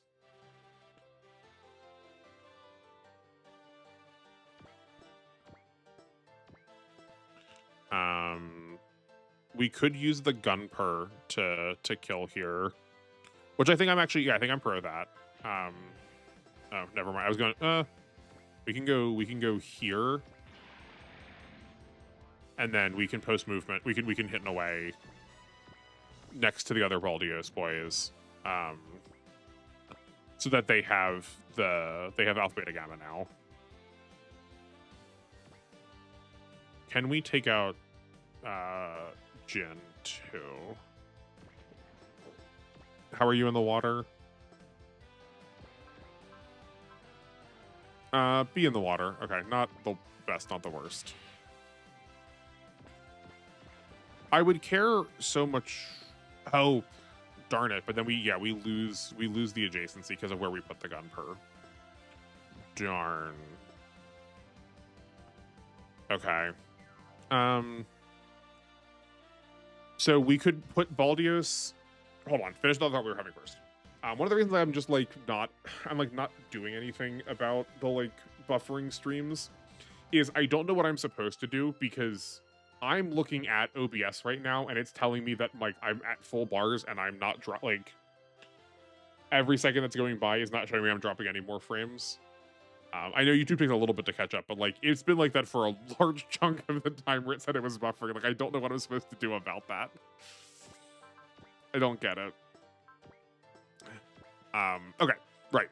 So with the Gunper here, we could have the Baldios here, and we could move the G Falcon out of the way, and we could be in the position where the G Falcon is, and that would let the Atlas use the Alpha Beta Gamma attack. So that's an option for us.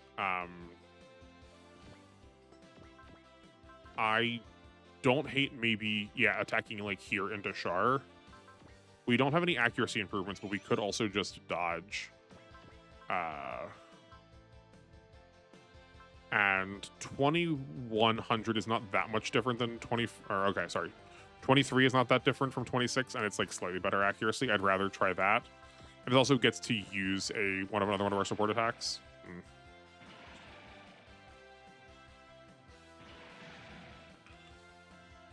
Okay.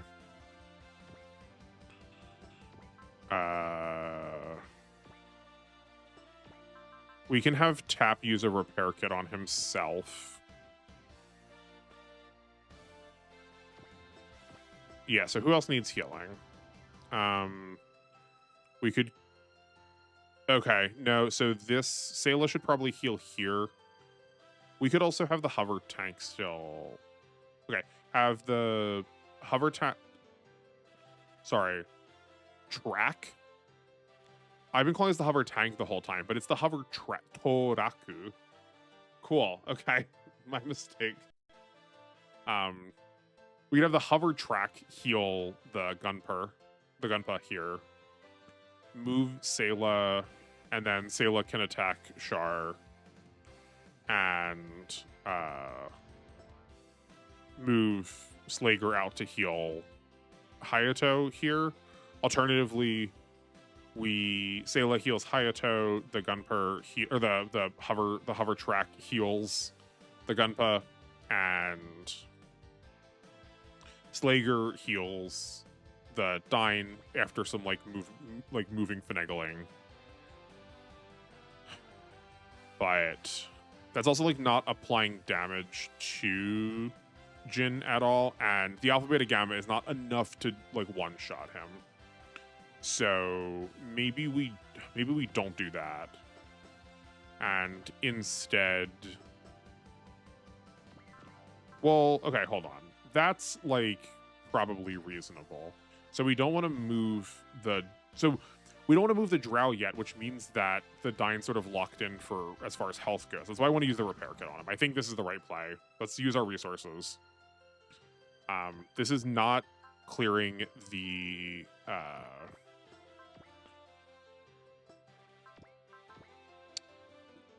gals at all, but that's unfortunately how it's going to be, I think, this turn.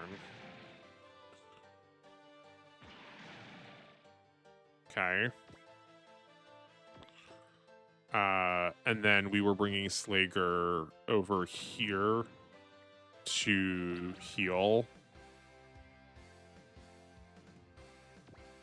Okay. Then the Atlas moves down. Alpha Beta Gamma's here. Do you have accuracy? Okay, that's close enough.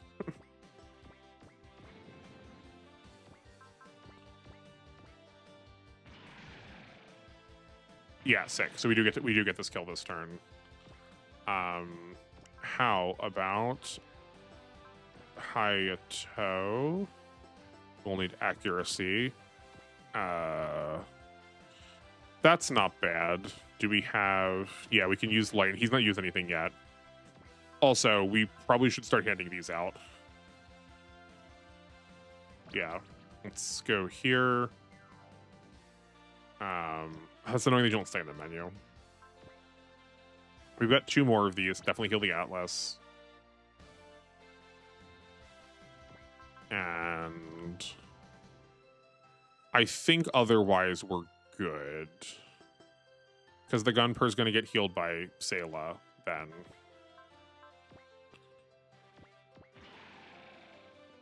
Oh, that's unfortunate. Okay, can Hayato finish this off for us? I forgot to account for jammers, but I get to look at their skills again. Yeah, okay. So we'll need Hayato to finish this.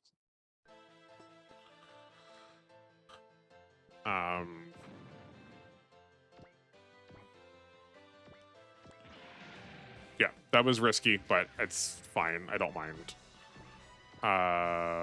Then, oh right, no, you can heal here. And then I guess Sayla can just like attack.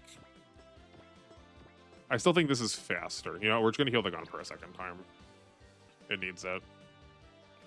Okay, sick. And that's turn. Hello, my new viewer. How are you doing today? Thank you for opting to join this stream. I'm glad you're here. Okay, that's safe. Then we will deal with, I mean, we'll deal with them like we'll do it now too, but then next turn we can secure the gals into non-lethal position.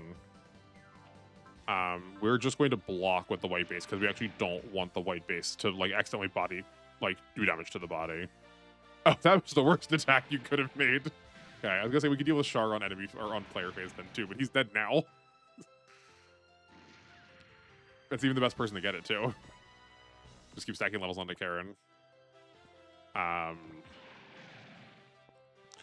don't think we're gonna do enough. Yeah, so we're in the same position we were last time. So we'll attack.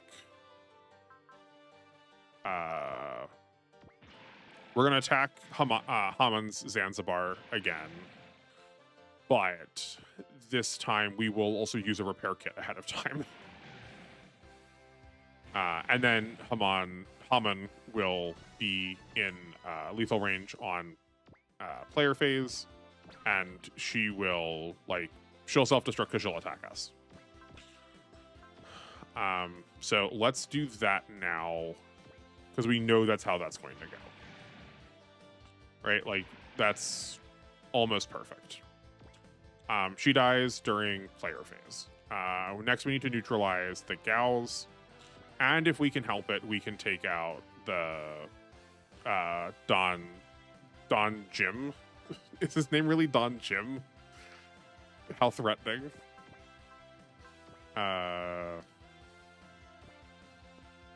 Yeah, actually, we probably have a good shout at chipping that, at getting him out. So let's try and kill him first. Hold on, right. Let's actually check what combat looks like both ways first. We're allowed to slow down.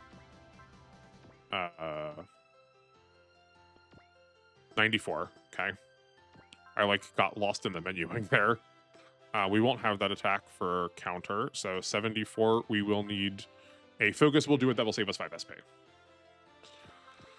Okay.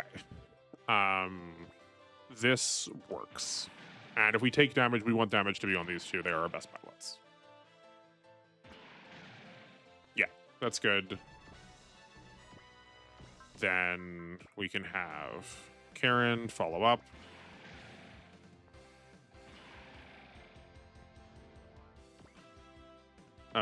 Okay, how is your accuracy looking? 57. Not great. Who's got a bullseye around here? Right, maybe we don't need a full bullseye. Let's see how Ryu is looking. That's not bad, and we can also pull one of the G fighters. So let's try that. That will, yeah, that'll probably get us to halfway through his HP, his remaining HP. That works well. And then he's kind of dead to whoever we want to give it to. I would like to give it to the Atlas if we can, but this feels really shaky. I guess he's not going to counter kill us, so let's try this. And if this is lethal, great. And if not, then oh well. But we want to test it first.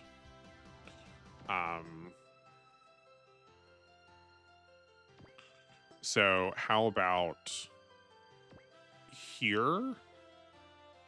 I doubt this will be lethal to us. So we can take this damage. Oh, no, that did just kill us. Okay. My mistake. This is what I get for not knowing the damage formulas. Okay, who do we want to give that to then? I guess we can give it to Slager.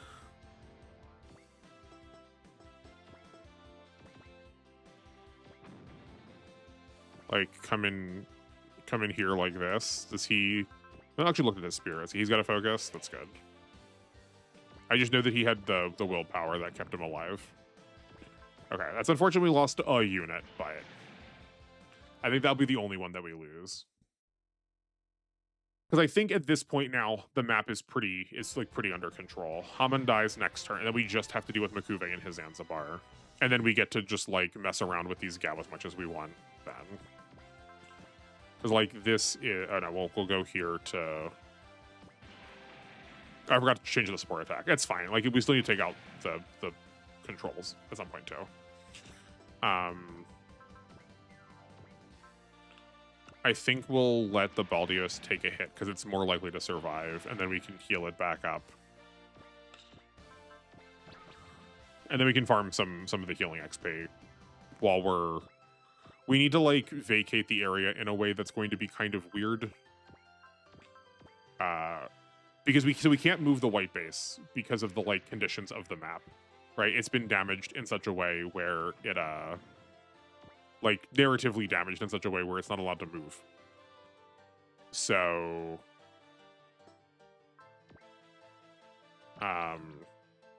We're gonna need the Gals to get close to it, which is admittedly, like, turns away. I was really expecting that to be lethal too. Maybe one of the things I will do before next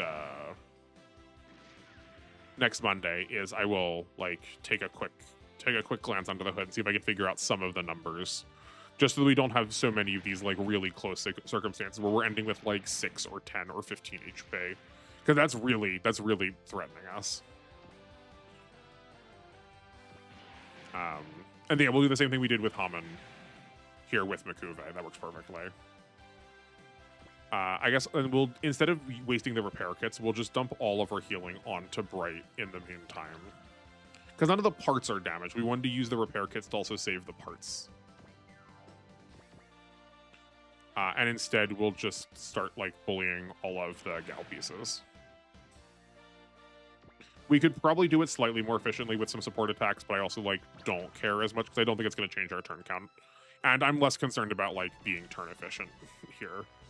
There's our extra new type level for Sayla. Right, we also want to, as I've said with the Mazinger pilots or just, like, whenever we can, like, switch characters around. We're probably going to take Slager and Sayla out of the G fighters after this mission and put real units, or put them into real units and put our pilots who are the most behind into the healing. Okay, that Gao is set up correctly. Yes, it is. Great.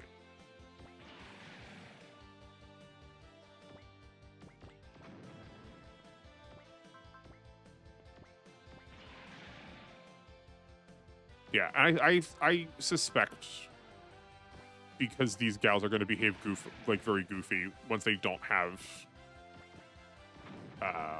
their weapons, we could probably get them to fly next to the white base pretty safely. And I think we probably have, like, based at the rate we're going,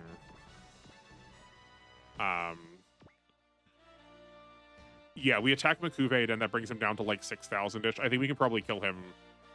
I think we can kill him next turn. If not next turn, it'll be the turn. It'll be, like, right the turn after.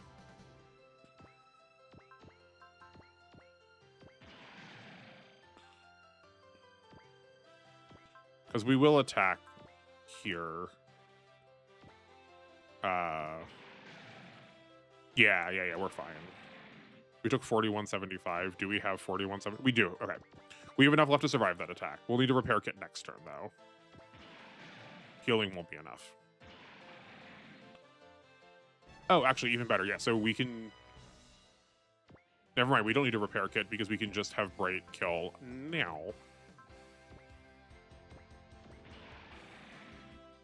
That's perfect.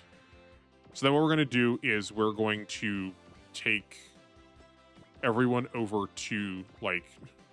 Just get them out of the way, right? These are all... Okay, they're not all done, but we can have the gun perf finish up and then have it hitting away and get out of the way. And then while we're waiting to, like, try and lure them in, we'll have a, like, EXP clinic happening down here where we're, like, firing people up with all of the healing and resupplying that we need to do.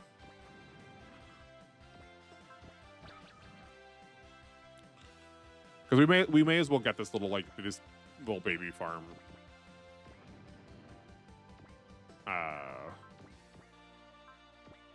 Oh, it's just for the body now. In my mind was like, we can't attack now because the gals are done, but like the game would still let us like actually do damage to them. It's just not strategically what we want.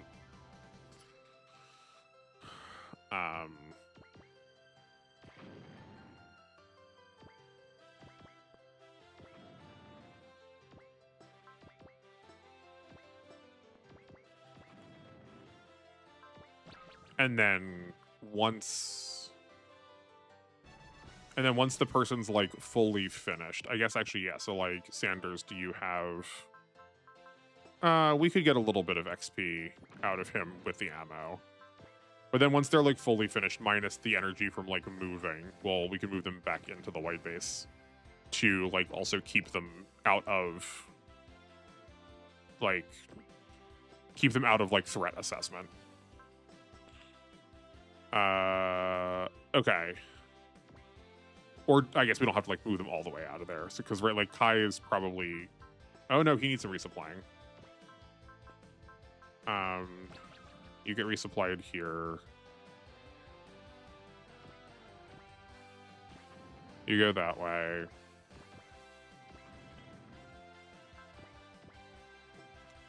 Who is still hurt? Is it just the Atlas? No, it is not just the Atlas. Okay.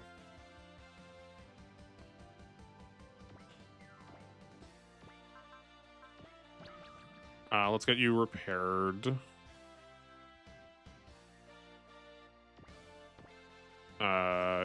You need to be next to someone who can heal. Ryu, how are you with ammo?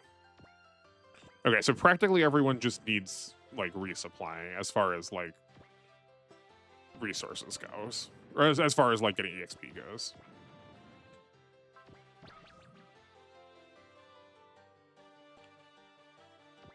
Okay. Let's see where the gals move. Oh, that's annoying. Okay.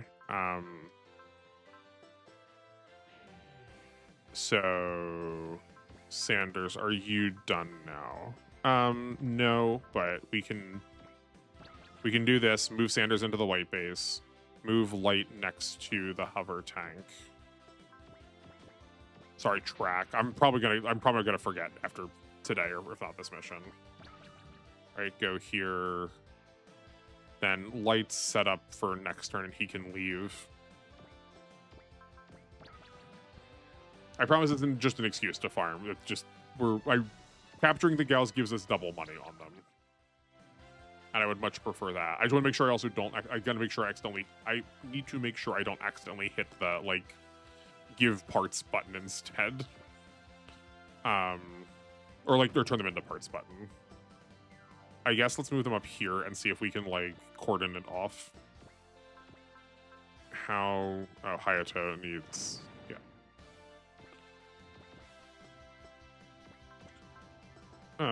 It's probably fine. We probably won't get all of the.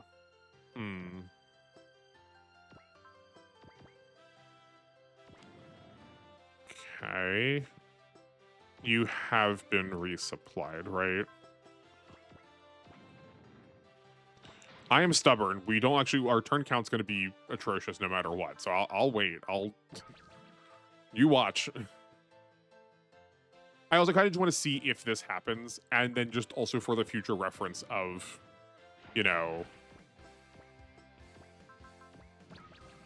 if the white base is like damaged like this, is it still able to capture things?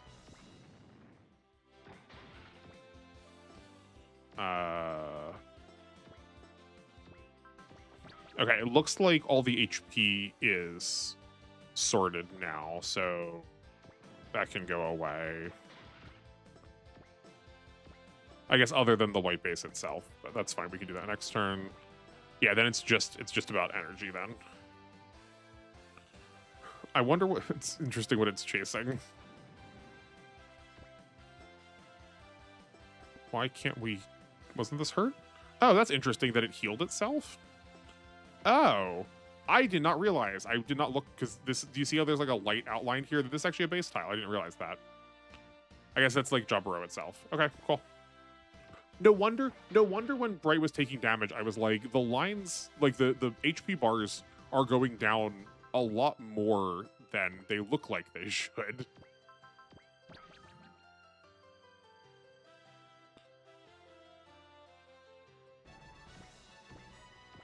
Good. We'll go there. The Atlas is done. You're set. I guess we can resupply here, sure. That was actually a lot of XP. Hayato goes here. Perfect. Can you capture? Yes, you can. I'm so glad. That's excellent. That's exactly what we wanted. You're done. You've been resupplied. We figured out last turn that you've been resupplied. We can resupply you and post-movement you. Here in hover track in, and then we just have to wait slowly for the Gao to crawl towards us. This is only 10,000 extra money, but 10,000 extra money is a... Oh, no! Because it's on a base tile, so it got healed. Okay, that's fine.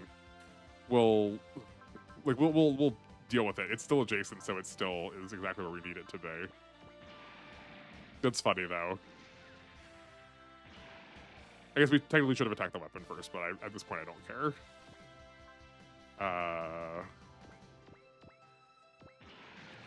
Yep. I was so shook for a second there when it was attacking. Like, what's happening? We don't want that support attack. I guess we could have for. It probably want to give an extra XP. Okay. You capture now. Okay, that is the first of Jab-uro. We might not even get past Jab-uro today. We still got a second one of those too. We got to go underground now. We lost 2,000 there, but we're gonna make up 10,000. Oh, I thought they were 5,000. They're 8,000. Even better. This is Patsu, so this should be cash. Yeah, look at all that money. Incredible. Yeah, we want to be capturing, if at all, if we can. I typically won't slow down to do that for just regular units, but if it's for a battleship, that feels worthwhile to me. Okay, we didn't get any new units from that. So who can we look at? Here, I guess, you know, we'll look at the Atlas. I'll leave this up on screen. Please consider the Atlas during break, but we're gonna take a brief intermission. It's about 2 hours in. Please go address all of your human needs. Bathroom, water, snacks. If you haven't taken your medicine today, go do that. I will go do the same and meet you back here in a couple of minutes. Bye for now.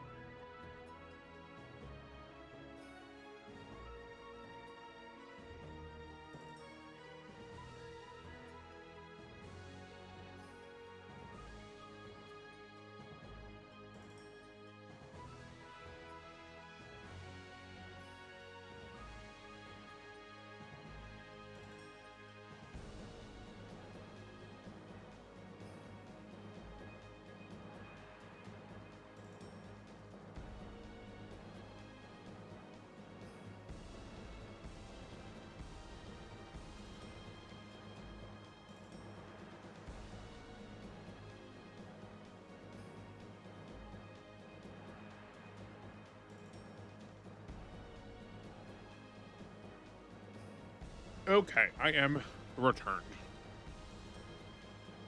Welcome back, everyone. I hope you enjoyed your break. I got a caramel Reese's cup. I would say they are, strictly speaking, fine. Definitely not my favorite. But they do. I know I'm staggering my saves, and I could have done that even more dramatically, because good gracious, they give you a lot of pages to do that. Okay,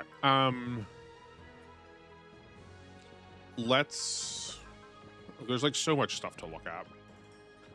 We have some skill parts. So this is, what is this? I don't remember what this is. I'll look that up later. We have extra range damage, and like obviously that's gonna go on Karen.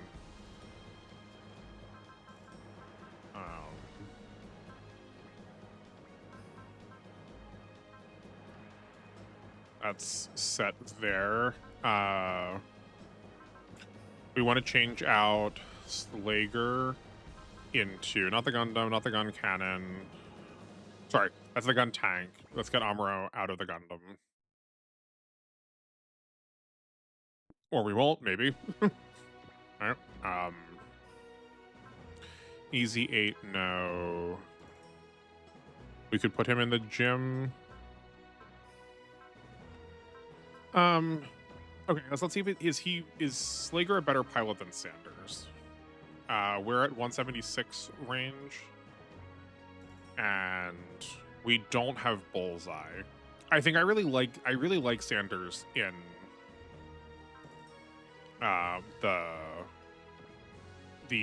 other Gundam because he has Bullseye. Like that matters a lot if we're going to be at far range. And they have the same range stat anyway. Yeah, I think we're going to keep Sanders in there.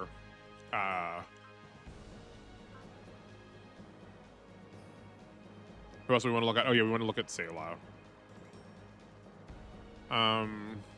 She does have Fortune, which we like. We also want to get her into the combat units to actually get those used.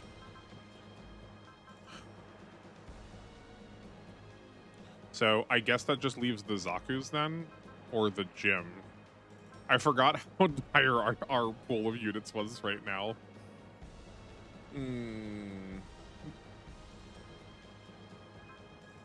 Okay, who is lowest here that we are using? Oh, but Sanders is the lowest. Okay, maybe we will just switch these back and forth.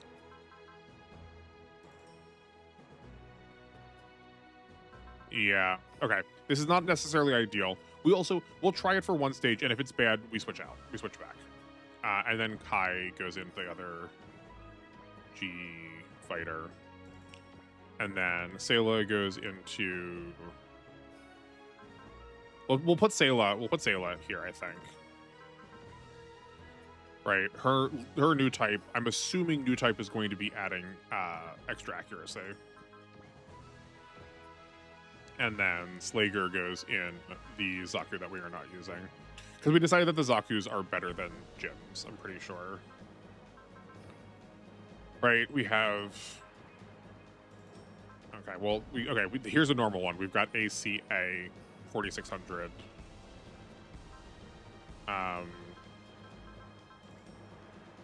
ACA, so it just has more health all around. This has 85 mobility, as opposed to the Zaku's 85 mobility. It has, I think, 100 less armor. No, 50. Great. That's not weapons. And then the Zaku has 2 post-movement attacks with a 2 to 6 range weapon. As opposed to the gym that has... Oh yeah, the gym... Okay, the gym's just horrible. In my mind, the gym is like a little bit better than a Zaku to a little bit worse than a Goof. So it's weird to me that this is how this is like shaping up, but that's how it is, I guess. I think we just keep investing here, or Oh, never mind. Sorry. I didn't realize how much we put into the Daltanius already. I guess we keep investing into the Daltanius. That's a little disappointing how little it's actually doing, considering how much we've invested into it. But we want to get the full upgrade bonus as much as possible. Once we finish here, then we can go back to...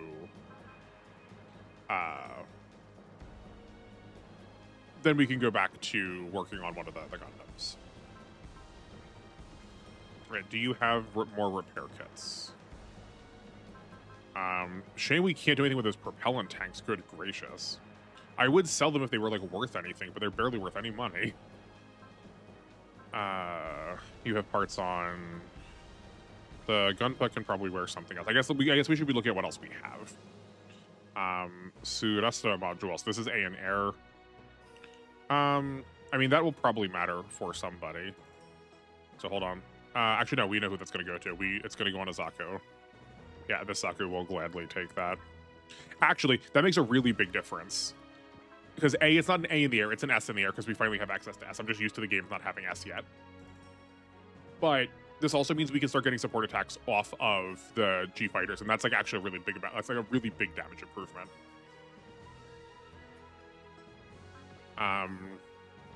What else? This is 1 extra range. It probably isn't the worst on the Zaku. I don't think we need that on the other Gundams. I think that's like overkill. We are already hitting pilots that, or we're already hitting enemies that are like already far out of range. So I don't think that's like strictly speaking necessary. Yeah, I guess let's put it on a Zaku here. 1 extra range, and then we just have like a whole mess of consumables. I guess we'll spread the repair kits around. You've got a repair kit. Let's give you 1 too. And the Drow needs 1.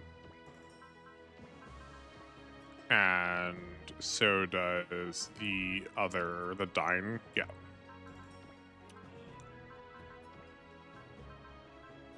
I do think our parts are distributed like too evenly at the moment.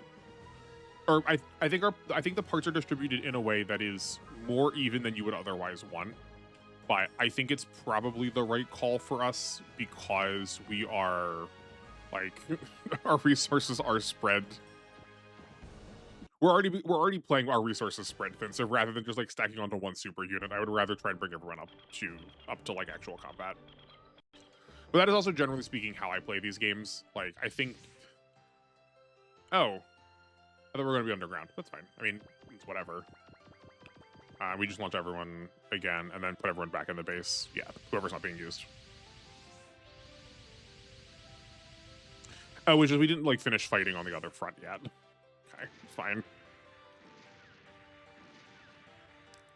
Don't shoot down those cows. We want those. Oh, Makuve's not done yet. Oh, right, Ina's here. So, okay, if we were using Shira, we could recruit her now, but we are not, so we can't. I would allow the use of Ina, but I think I decided that the Absolus is too good to use to qualify. But we won't get her, so it doesn't matter.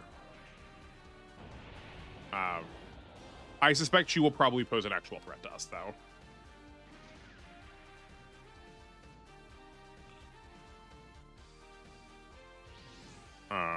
Oh, Norris is also a kind of a butt of a pilot. We killed him once already, but... No, don't let those get wasted. Those are GM snipers. We would use those. Oh, no, okay, he's retreating.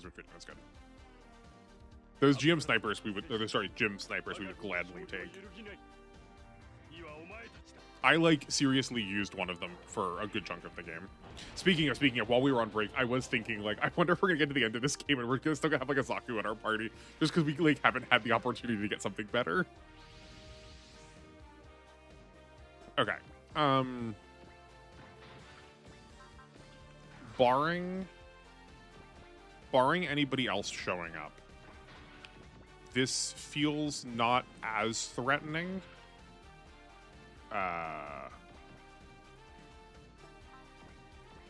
So hold on. Okay, great. Now my thoughts are together. So if we could try and like snipe some of these DOMs down to capture them, that would be ideal. Because if we can switch from Zaku's into DOMs, that would be delightful. We also theoretically want to capture either a Dine or a Giba, but we'll see. The threats right now are these three from Dragonar, and then Aina down here in the Absolus. Oh, sorry. Oh, this isn't Aina. Never mind. I thought Aina was in the Absolus. I know somewhere around Jab-uro we're supposed to convince her. I thought that was at this stage. Maybe she's going to show up.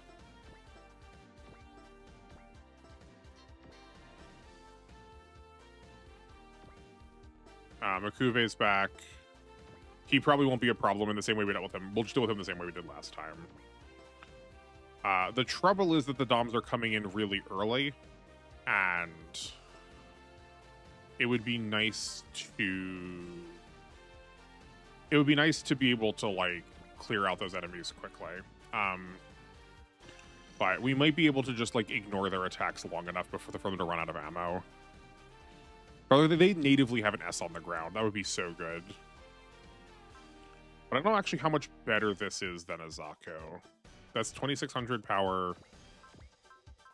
No, that is just better. That is just strictly speaking better. It's more damage in both ways. Oh, and this is also post movement. Oh, okay, no, sorry, I don't know what I was talking about. 20, yeah. So we want to get as many of those as possible. But the reason we can't just like no brain it is we have pilots that have snipe only as a spirit. I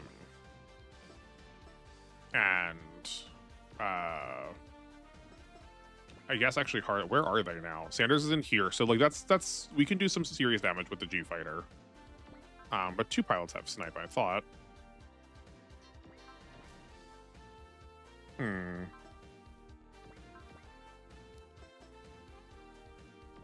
Is that? Oh no, it's one of the Gundam pilots, and then also the Gunper has it too. But we've got a couple of shots at this too. So I think we probably get to capture. I think we decided before we get to capture one per stage. So if we can just let a DOM run out its resources, that's maybe doable.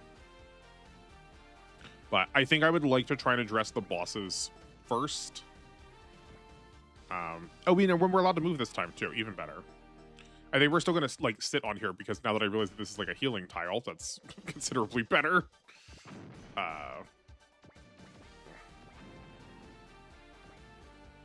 Well, I mean, it'll also probably depend on like who actually moves.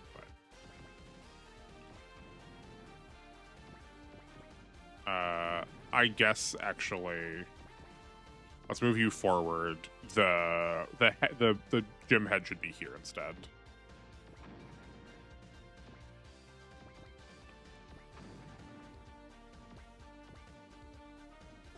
Hold on a second. I thought that has dust proofing.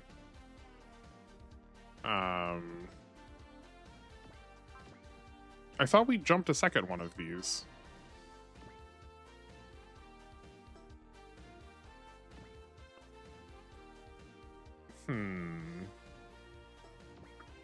Did it say air? Did it say A on ground and not in the air, or S on the ground and not in the air? I'm pretty. What did I do wrong? Oh, it was space. It was space. Whoops. Okay, so that's a wasted part right now. That's fine. No, that's not what we want. Hold on, we need to get that back out here.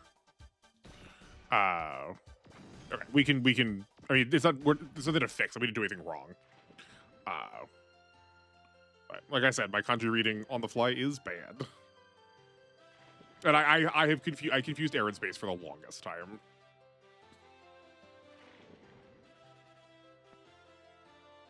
We don't really care about capturing high gogs because they are water based, and like half the time we're not gonna get to use them anyway. You come here. I guess as it stands right now, we've also just like given up 3 positions on these tiles we don't need to. So maybe the white base still stays over here. I think that's probably okay.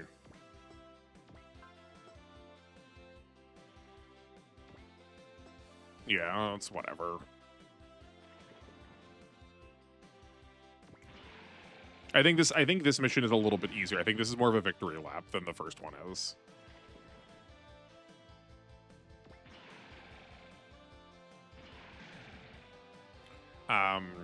I think I would rather capture a Dom over one of the Dragonar enemies because I think the Dom is a better upgrade from the Zaku.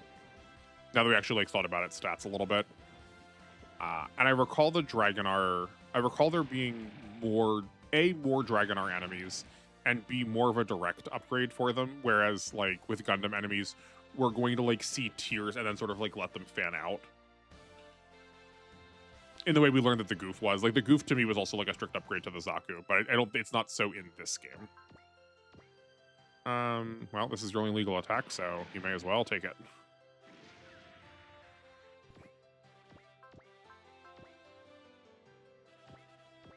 Same here.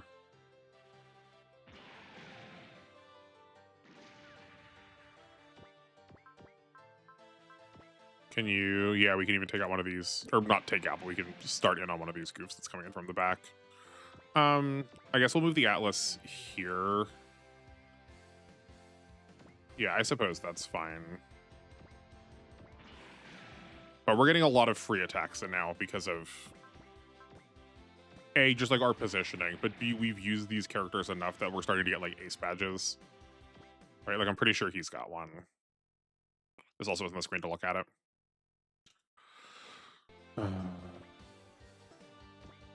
Well, maybe this was. I don't know what my buttons are. Yeah, he's got an ace badge in range, so we're getting one extra attack range from that.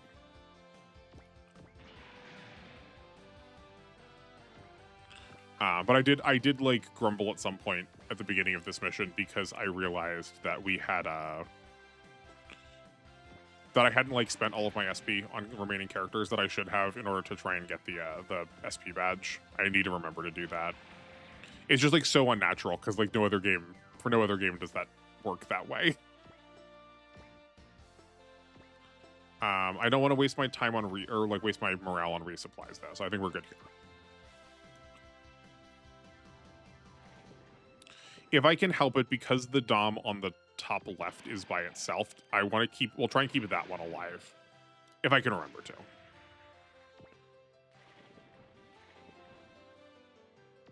Yeah, great. I guess I want to keep attacking the white base because it is like a game over condition. I think this game, like R, also really likes making the battleships game over conditions. I'm going to be sad to see it go.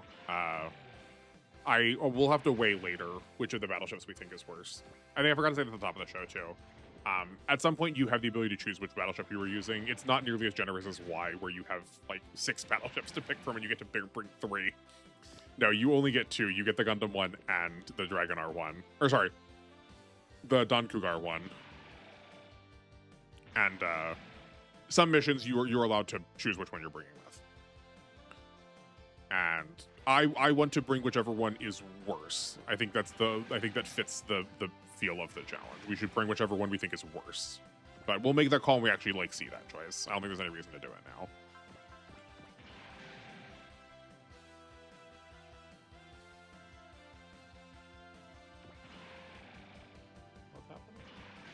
Oh, cool. Okay. Sorry, I got a weird message about work that it was just in a different template that I'm used to seeing. It was confusing, but everything's fine. It's all fine.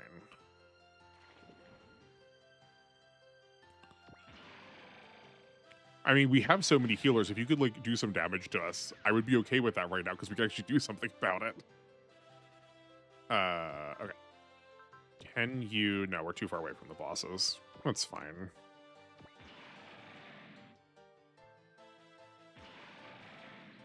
That's 2 shots on both of them. Yeah. We're 1 away from hitting those bosses. That's a real shame.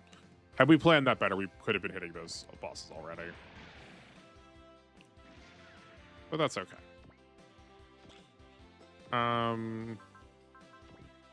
Let's give that to you.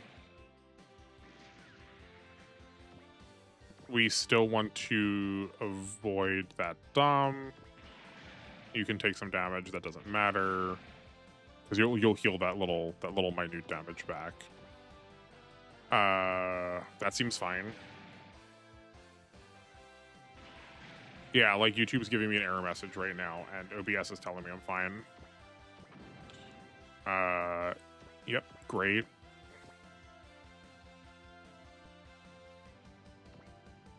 I would like to give the kills to Atlas if we can, so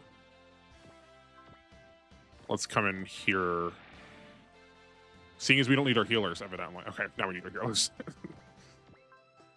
This can be for the Atlas. That's fine, though. We can use the hover tank and the other G-Falcon to fix that.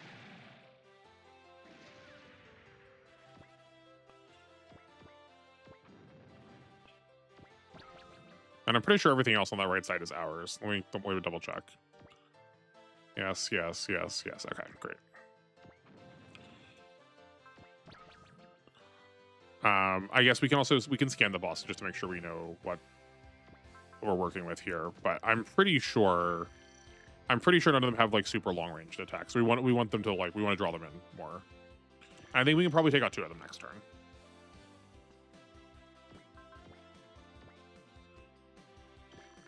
And then Mayo Plato will be next step. Yeah. They are just 1 range. This is okay. So we need to get the Zaku. We need all of this group needs to move left, and then just like someone needs to be next to Tap to give him some support defenses. Rio can do that, and he can also come in here and attack the Zagok.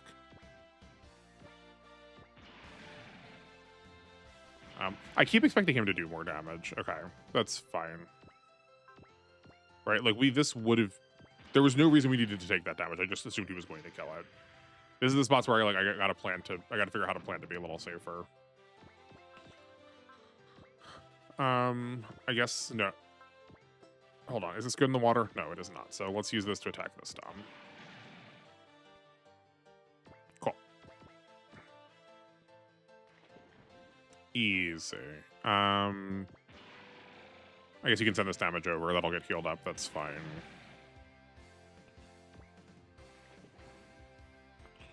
I don't understand what order these enemies are moving in either. It's very confusing. Like, all of the Zagoks are moving now, but I feel like they did not all... I feel like it didn't move by all type before either. Weird. I'm also used to bosses moving last, or like last among their group. And it feels like some of the bosses are moving like in the middle of sequence. Yeah, like there's one Zagok that hasn't gone yet, and now we're on to Goofs. It's so weird. So maybe it doesn't move by... I'm used to it moving by like collection of enemies, generally speaking. But at least as far as the like complete box goes, enemies were moving relative to like your units.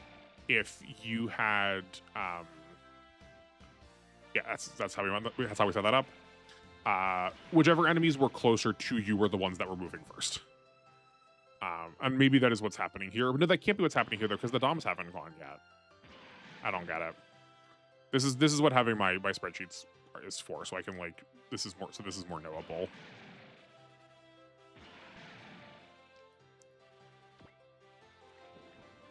Let's high gogs go. Right, because we broke up the DOM movement there too.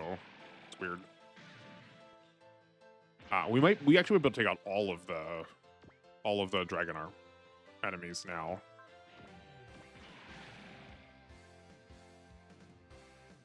Gals move.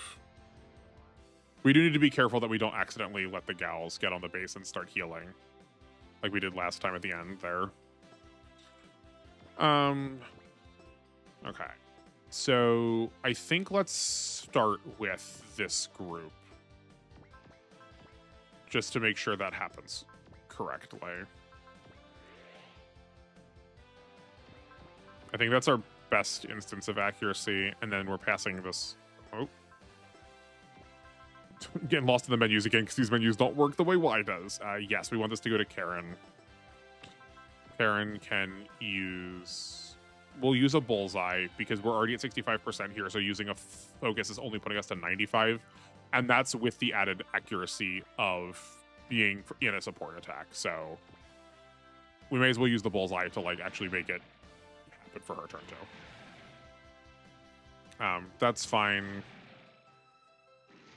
Perfect. Then Karen can probably take one of these out. I wish I had remembered how much damage she had just done. Let's just have her... I think she could probably kill this one. Oh, right, yeah, perfect.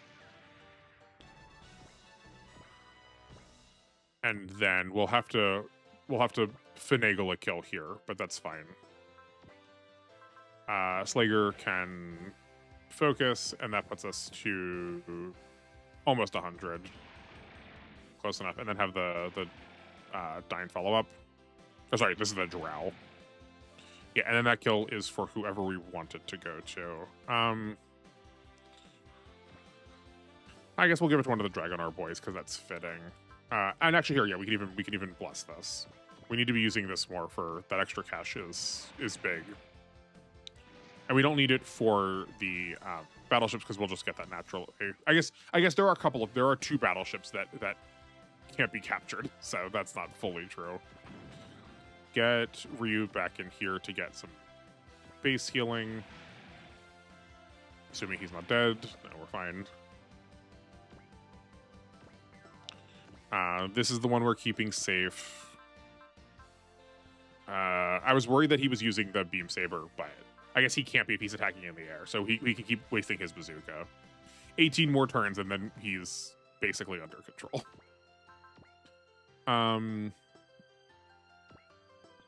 Okay, who's the Atlas punching? That's a waste. Okay, no reason to use the alphabetic gamma then. Though, I guess we could be standing... We could do that to this High Gog. We could, like, find a way to make that happen with the High Gog. So let's try to.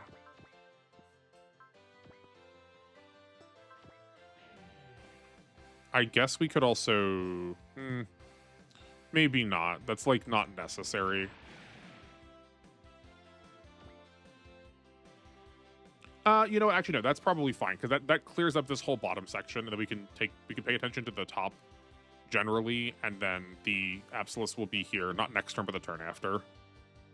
Yeah, and we need to, like, really focus down on this. It has... Okay, it's got the thruster module, so it's, like, extra movement that we don't have to worry about that. It has a spare part, so I think we're probably going to end up having to destroy the head once, and then we got to get through 20,000 HP, and then it has propellant tank, so it's never going to stop attacking. I'm not sure why this is scanned, though. Like, we didn't attack it, but... Maybe because we saw it in a cutscene, so, like, I guess Shiro was participant, so it, like, kind of scanned it itself. If... Oh, yeah, no, it's all of its attacks are in its body, because, like, obviously... Wait, where's the picture of it? Like, obviously its attacks are in its body. It's got a big cannon in the middle of it. I love its derpy little Zaku head, though. Shame we can't check what the map attack looks like, because we are clumped together right now, so that map attack would probably devastate us. And we don't have any Daunts, and what is his name? Guineas, I think his name is. He already has 142 morale. He starts, like, jacked for morale, so ideally what will happen is we can burn through his energy in other ways. The trouble is just that he's got propel tanks to fix that. 1, 2, 3, 4, 5, 6, 7, 8. Okay, so as long as we are not beyond physically where the High Gog is, we won't get attacked this turn, and we can still bring him forward. Then we go like that. Then we want to be down here, so the Gunpa can attack here, move down below where the Atlas is,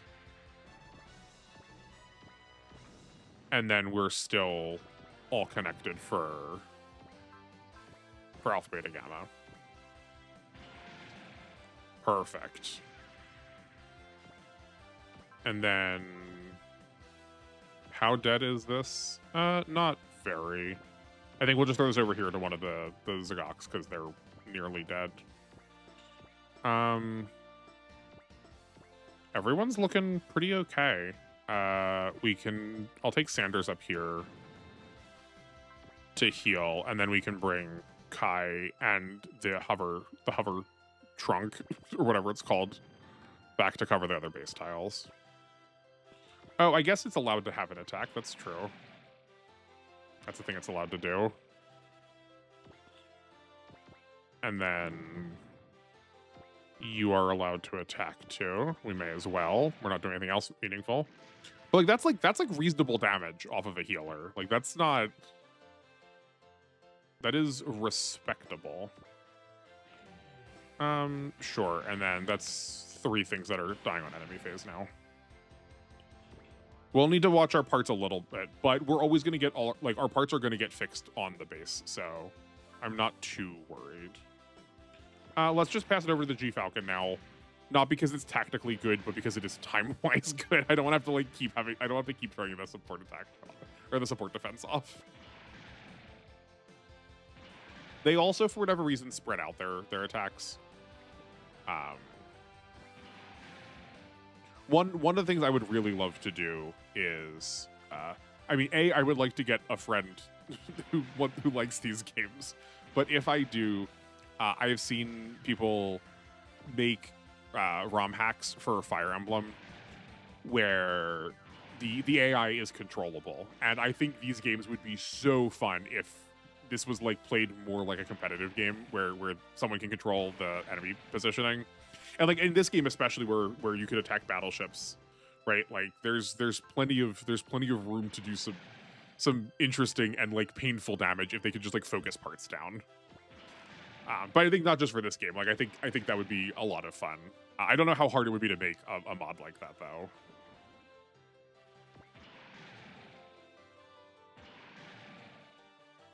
I don't feel like we need to use a repair kit. We are already largely through the map. Barring reinforcements, obviously, but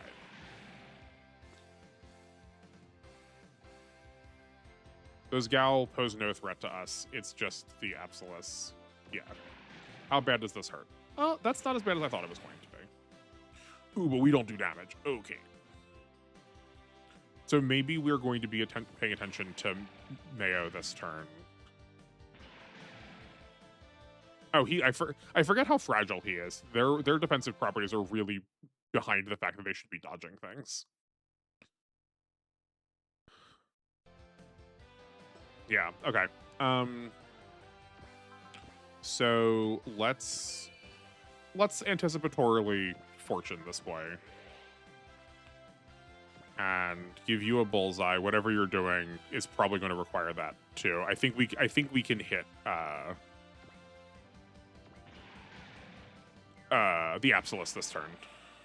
I'm probably also going to go back and forth between Absolus and Apsaris. If you were at all familiar with Japanese, you'd understand why the LR switch is the thing. And in different pieces of media, they opt to translate the name of that unit both ways. Well, dang, we are 1 short because we don't have any ammo left for the 180mm cannon, but that's okay.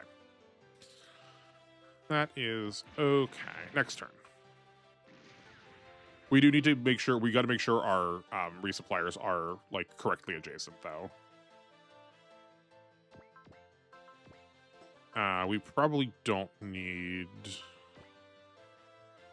is there something he can do? Not really. I was gonna say, there's something he can do without using his better ammo, but I think it's fine. We'll just have to burn the ammo.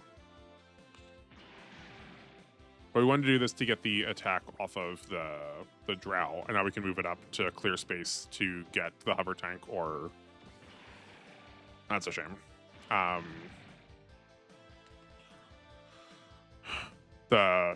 Actually, more likely the gunper up in here. and then we can resupply next turn. This works out fine. If this takes damage, it doesn't matter because we're on the base.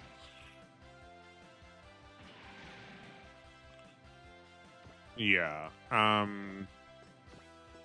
We can bring both the Falcons. I keep calling them Falcons. They're not Falcons. They're just fighters. Repair, like, here. That one's probably a little preemptive. I probably shouldn't have done that yet, but that's fine. It's okay. Hover, trunk, moves here, takes that kill. It's not going to do anything else that matters. It could be healing, but I'd rather get stuff off the board. That's more proactive. Let's check your range again. You've got 8. 1, 2, 3, 4, 5, 6, 7, 8. Oh, unfortunately, these are in range too. So it's actually probably the Absolus is going to stay here. No, that's not unfortunate. That's perfect. We'll just keep blocking its damage, and we can just like burn through all of its energy that way. That is a legitimate strat. Then we may as well pull you back and take this Zagok out. Yeah, no, this works out fine.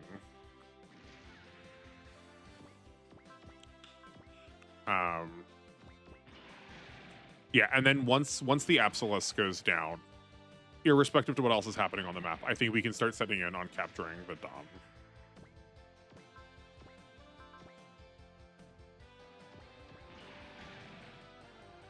So we probably are safe to do so now.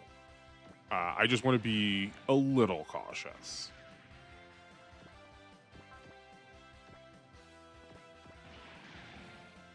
Yeah, great. Because we've got the Dom left, these 4 Gals, these 2 water units, and then the Apsaris. Slayer doesn't have snipe, does he? Actually, hold on. Does he just like natively have snipe as a pilot? No, he does not. Okay, bummer. Yeah, okay. Okay. Why? I wish not everything tried to attack the white base though.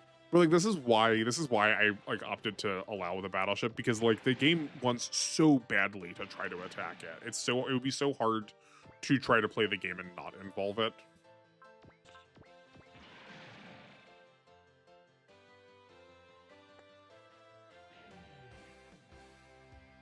Oh, I forgot there's a Zanzibar up there. Okay. We should have tried to dodge that, but that's okay. So, okay, given the fact that that worked, I think maybe we actually do start trying to go for the capture.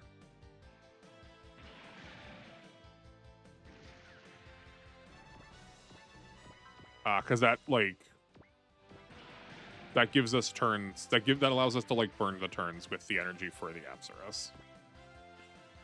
Let's make sure it doesn't, like, have energy regen somewhere that I'm missing. No, that should theoretically be here. But just making sure. Okay.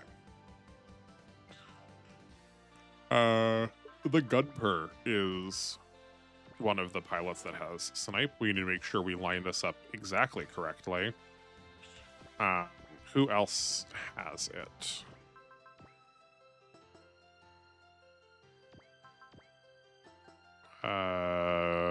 Sanders does. Okay. So, do you have a support attack? You do have a support attack. So let's get Kai out of here.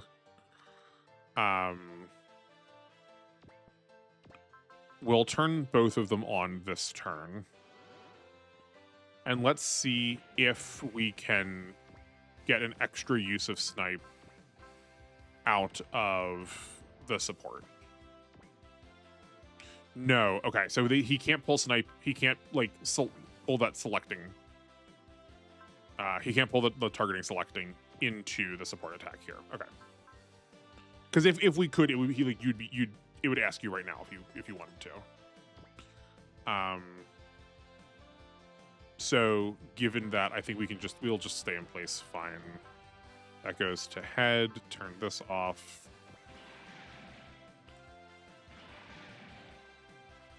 Totally okay.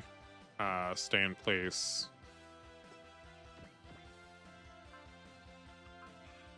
But actually, both of these are arms. Never mind. We should be attacking the arms. I did not really. I didn't.